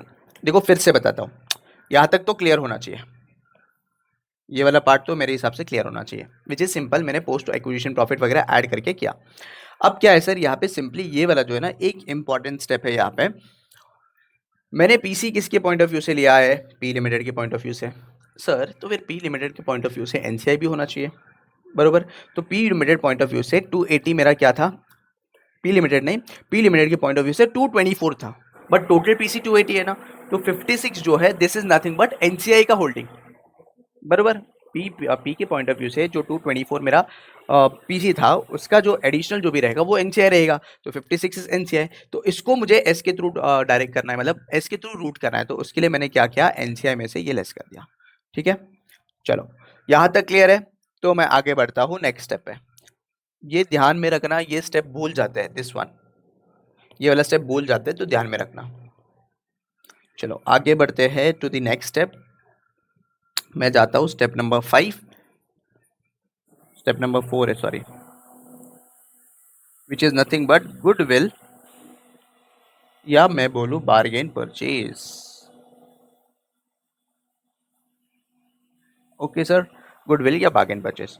अब गुडविल या बार्गेन परचेज कैसे कंप्यूट करेंगे, एस लिमिटेड और एस एस लिमिटेड। पीसी बताओ कितना है, पीसी है यहाँ पे 340 एंड यहाँ पे है 224, राइट।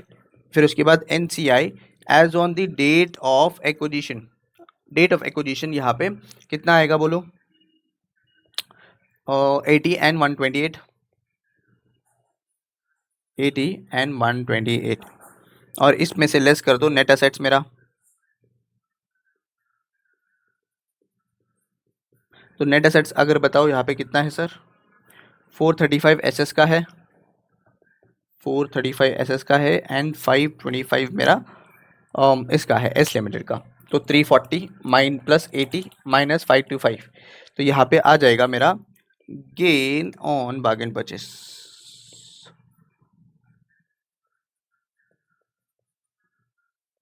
कितना है 105, और यहाँ पे कितना आएगा 224 प्लस 128 माइनस 435, तो ये आ जाएगा 83, राइट। तो ये दोनों जो है ना, this is nothing but gain on bargain purchase. Okay, then comes the step number 5 which is very simple one, other equity. Other equity का क्या करेंगे हम, पहले होल्डिंग कंपनी का मेरा जो है ना अदर इक्विटी देख लेते हैं कितना है। होल्डिंग कंपनी का अदर इक्विटी है ये 180 और 160, 180 और 160, रिजर्व्स का 180 एंड 160। तो मैं बोलूँ पेरेंट का रिजर्व्स है 160, सॉरी 180 ना, 180 और रिटेन्ड अर्निंग से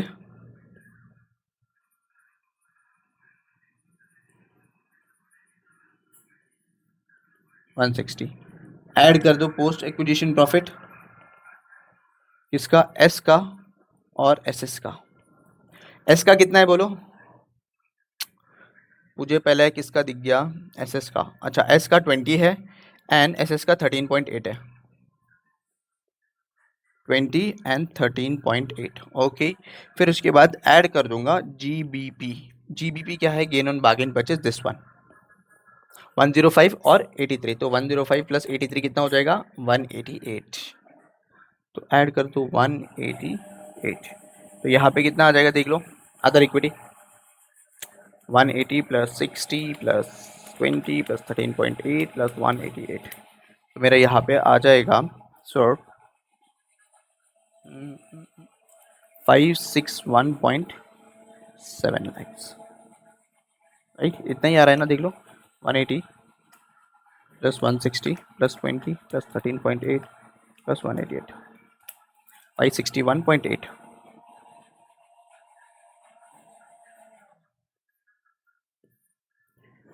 ये आ जाएगा 561.8 लैक्स, ठीक है, क्लियर है जी। 5 स्टेप्स मेरा कंप्लीट हो गया है। बैलेंस शीट बनाते हैं। बैलेंस शीट बनाने के बाद ये वाला जो पार्ट है, जो मेरा लेस करना है ना, वो वाला पार्ट एक छोटा सा डिस्कशन कर लेते हैं, नहीं जर्नल एंट्री के थ्रू बता दूंगा तो तुम्हारा भी क्लियर हो जाएगा, राइट। चलो, यहाँ तक क्लियर है, कोई भी डाउट है क्या बताओ।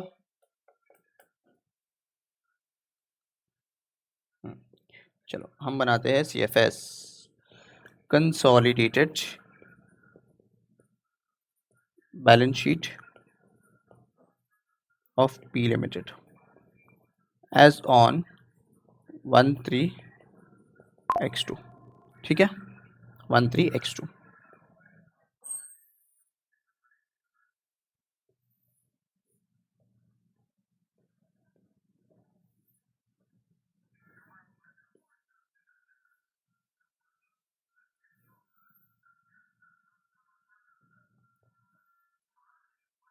चलो, भागड़ा है फिर से, 1 मिनट दे दो।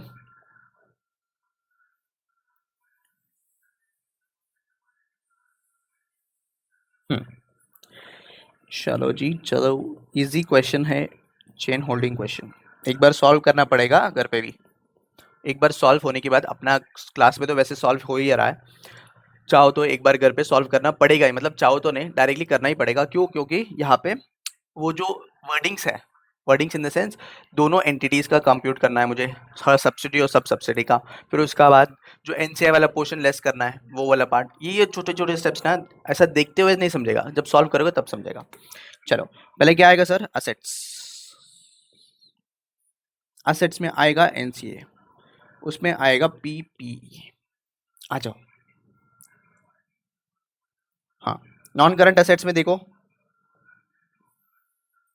तीनों क्या करेंगे, ऐड करेंगे, क्या बोलो, 320 प्लस 360 प्लस 300, तो ये आएगा 90।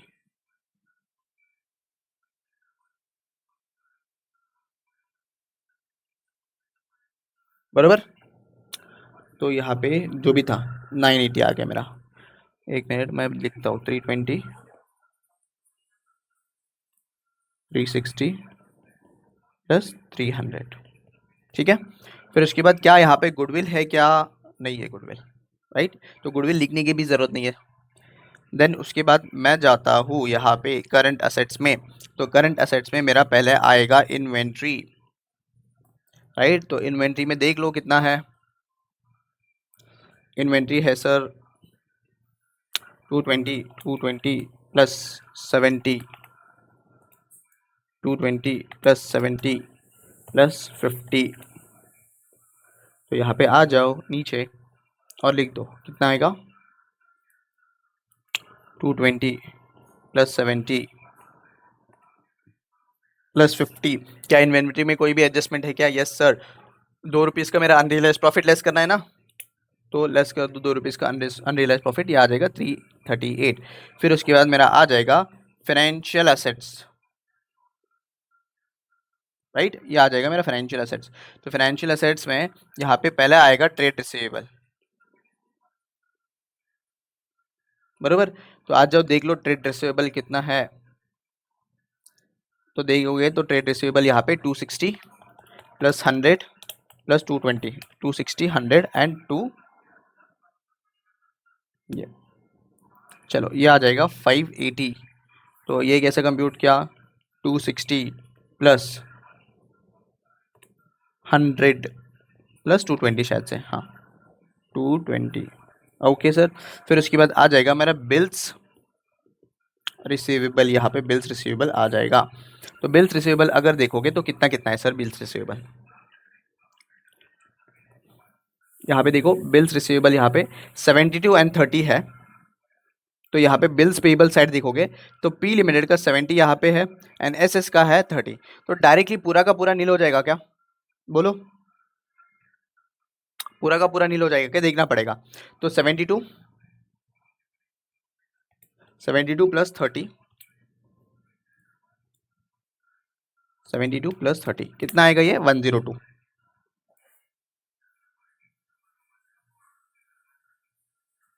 यहाँ पे 72 प्लस 30, ये मेरा किस में था? मेरा इसमें बिल्स रिसीवेबल में। But inter company transaction 70 minus 30 हो जाएगा। तो मेरा बचेगा कितना? यहाँ पे 2 बचेगा। अगर देखोगे ना यहाँ पे, तो इंटर कंपनी ट्रांजेक्शन में अगर देखोगे तो देखो यहाँ पे 70 और 30 ये इंटर कंपनी ट्रांजेक्शन है। तो 72 प्लस 30 किया मैंने और इन दोनों को लेस कर दिया, तो मेरा आ गया बिल्स रिसीवेबल। चलो कैश एंड कैश इक्विवेलेंट भी देख लेते हैं एक ही बार। तो कैश एंड कैश इक्विवेलेंट यहाँ पे कितना है sir? Cash and cash equivalent 228 plus 40 plus 40, तो 308। ये स्क्रॉल अप स्क्रॉल डाउन करने में मुश्किल हो जाता है ना। कैश एंड कैश इक्विवेलेंट, ये आ गया 308। देख लो ये कितना आएगा। फिर उसके बाद हम बढ़ते हैं इक्विटी एंड लाइबिलिटी में।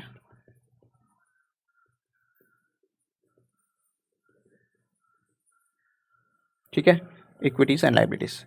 तो मेरा यहाँ पे पहले आएगा इक्विटी शेयर कैपिटल, सिर्फ पेरेंट का आएगा। तो इक्विटी शेयर कैपिटल पेरेंट का सिर्फ 600 है, देखो सिर्फ 600 है। देन अदर इक्विटी हमने कंप्यूट कर लिया है सर। अदर इक्विटी मेरा 561.8 है मेरा। अगर यहाँ पे देखो तो अदर इक्विटी 561.8 है, राइट। फिर उसके बाद मेरा एनसीआई भी आएगा ना सर यहाँ पे, बराबर। एनसीआई भी आएगा। तो एनसीआई अगर मैंने देख लूँ यहाँ पे कितना आएगा, 29 प्लस 137.2, तो ये आ जाएगा 166.2। तो ये आ जाएगा 166.2। ठीक है, ये कंप्यूटेशन लिख लेना, ऊपर देख के तो समझ में आ ही जाएगा क्योंकि लेट हो रहा है। फिर उसके बाद आएगा एनसीआई। एनसीएल क्या है मेरा? एनसीएल है कि यहाँ पे कोई भी देख लो एक बार, एज सच एनसीएल कुछ नहीं है, डायरेक्टली करंट लाइबिलिटीज है, उसमें भी फाइनेंशियल लाइबिलिटीज है। ट्रेड पेबल्स है मेरे पास, ट्रेड पेबल्स देख लो 470 प्लस 230 प्लस 180, तो 880 आएगा। तो मेरा यहाँ पे सर करंट लाइबिलिटी कुछ, नॉन करंट लाइबिलिटी कुछ नहीं है, करंट लाइबिलिटी देखो तो मेरा यहाँ पे उसके अंडर जाएगा, फाइनेंशियल लाइबिलिटीज के अंडर। और यहाँ पे आएगा ट्रेड पेएबल। कितना है ट्रेड पेएबल? 880, राइट। फिर उसके बाद अगर मैं देखो बिल्स पेएबल, बिल्स पेएबल तो जीरो हो गया ना। बिल्स पेएबल अगर देखो मैं तो बिल्स पेएबल यहाँ पे जीरो हो गया है। देखो 70 एंड 30 था, तो 70 एंड 30 तो हमने नॉक ऑफ कर दिया, that is inter company transaction के अंडर। तो मेरा यहाँ पे ये जीरो हो गया। तो अब देख लो कितना आ रहा है, बैलेंस शीट टैली हो रहा है क्या, देख लो। होना ही चाहिए 980 प्लस 338 प्लस 580 प्लस 2 प्लस 308, तो 2208 मेरा यहाँ पे टोटल आ रहा है। फिर 600 561.8 166.2, फिर नहीं 600 प्लस 561.8 प्लस 166.2 प्लस 880, तो ये भी आ रहा है मेरा 2208, राइट। 2208 हो गया। This is nothing but a chain holding का क्वेश्चन, सिंपल है, कोई भी दिक्कत तो नहीं है ना, बोलो। पक्का? देखो अभी जो है ना, मैं बोलूँ 50-60% समझ में आओगा, मेजरली 50-60%। एक बार अच्छे से घर पे सॉल्व कर लो ये क्वेश्चन को, ठीक है। ज़्यादा एडजस्टमेंट्स नहीं है। इसके रिलेटेड मैं एक और क्वेश्चन जो चेन होल्डिंग का, मेरे हिसाब से कोई भी क्वेश्चन नहीं है, एक एग्जाम में आया था, वो तो सिंपल वाला सेम क्वेश्चन था। मैं ट्राई कर रहा हूँ कि एक और क्वेश्चन बनाऊँ इसके ऊपर। एक मास्टर क्वेश्चन बनाया है मैंने फॉर कंसोलिडेशन।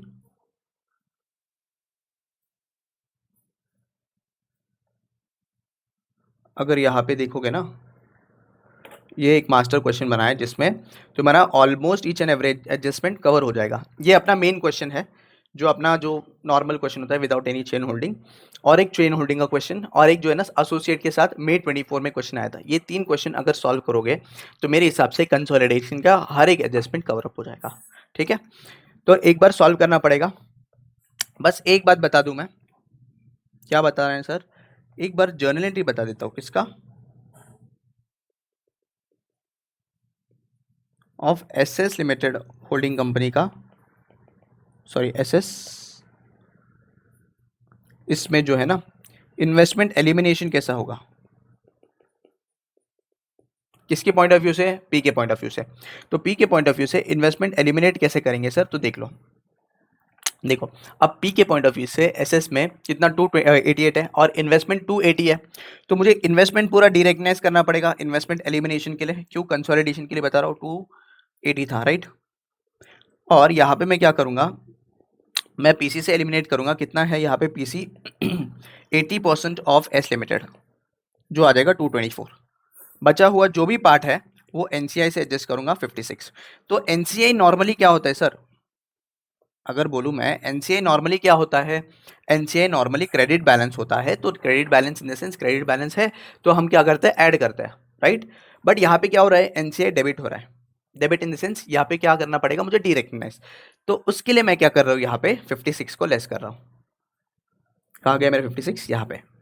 उसके लिए यहाँ पे 56 को लेस कर रहा हूँ, अदरवाइज मैं ऐड करता। ये क्वेश्चन आ सकता है तुम्हें दिमाग में, उसके लिए मैंने बता दिया। क्या सर, यहाँ पे एनसीआई को मुझे डी रिकग्नाइज करना है, इन्वेस्टमेंट को टोटल एलिमिनेट करना है ना। अब टोटल एलिमिनेट करना है 280 को, तो मुझे क्या है 288 मैंने क्या किया, इन्वेस्टमेंट मतलब पी के अगेंस्ट कर दिया, नेट एसेट्स के अगेंस्ट। अब बचा हुआ 56 वो एनसीआई के थ्रू एलिमिनेट करना है, उसके लिए 56 लेस कर दिया, ठीक है। किसके थ्रू रूट करूंगा, एस के थ्रू। क्यों? क्योंकि एसएस का जो है ना डायरेक्ट मेरे पास ये नहीं है, किसके थ्रू, एस के थ्रू ही रूट करूंगा, सिंपल। ये मैंने इसका भी लॉजिक बता दिया, so that each and every part is covered. तो हमने चेन होल्डिंग किया था, एक 2 minute soon low. Chain holding is nothing but the chain of holding, मतलब चेन ऑफ कंपनीज। एक होल्डिंग होगा अल्टीमेट, दूसरा होगा इंटरमीडिएट होल्डिंग कंपनी, और लास्ट होगा सब सब्सिडी कंपनी। तो यहाँ पे जब तीनों भी होगा, एंड जो अल्टीमेट होल्डिंग कंपनी का इनडायरेक्ट कंट्रोल होगा इन दी सब सब्सिडी कंपनी, उसको चेन होल्डिंग चेन होल्डिंग बोलते हैं। अब जब चेन होल्डिंग है तो उसमें क्या है, स्टेक डायरेक्टली हम क्या करेंगे, सब्सिडी का जो शेयर होल्डिंग है इनटू सब सब्सिडी का शेयर होल्डिंग मल्टीप्लाई कर देंगे, तो फिर मुझे यहाँ पे आ जाएगा क्या, चेन होल्डिंग का जितना भी पीपी लिमिटेड का जितना भी होल्डिंग्स है वो मिल जाएगा। डेट ऑफ एक्विजिशन, जो डेट एक्विजिशन करेंगे उसके दिन में ही आ जाएगा। ठीक है सर। फिर उसके बाद अपना नॉर्मल स्टेप्स करेंगे हम 5 स्टेप्स, बट उसमें से भी 5 स्टेप्स में से भी क्या करेंगे, ये 5 स्टेप्स सिर्फ 2 और जो सब्सिडी और सब सब्सिडी दोनों के लिए अप्लाई करेंगे और दोनों का भी कंप्यूट करेंगे और दोनों का भी कंसोलिडेट करेंगे। ये मेरा चेन होल्डिंग वाला खत्म हुआ। Hope so this is very very clear. Clear है ना, बोलो। अगर हो सके तो मैं बोल रहा हूँ ना कि नेक्स्ट क्लास में एक और क्वेश्चन जो है ना, बड़ा क्वेश्चन सॉल्व करते हैं, इसके बेसिस में वो देखना पड़ेगा, मुझे बनाना पड़ेगा या फिर AI यूज करके बनाना पड़ेगा। चलो ठीक है, thank you for watching this lecture, bye bye.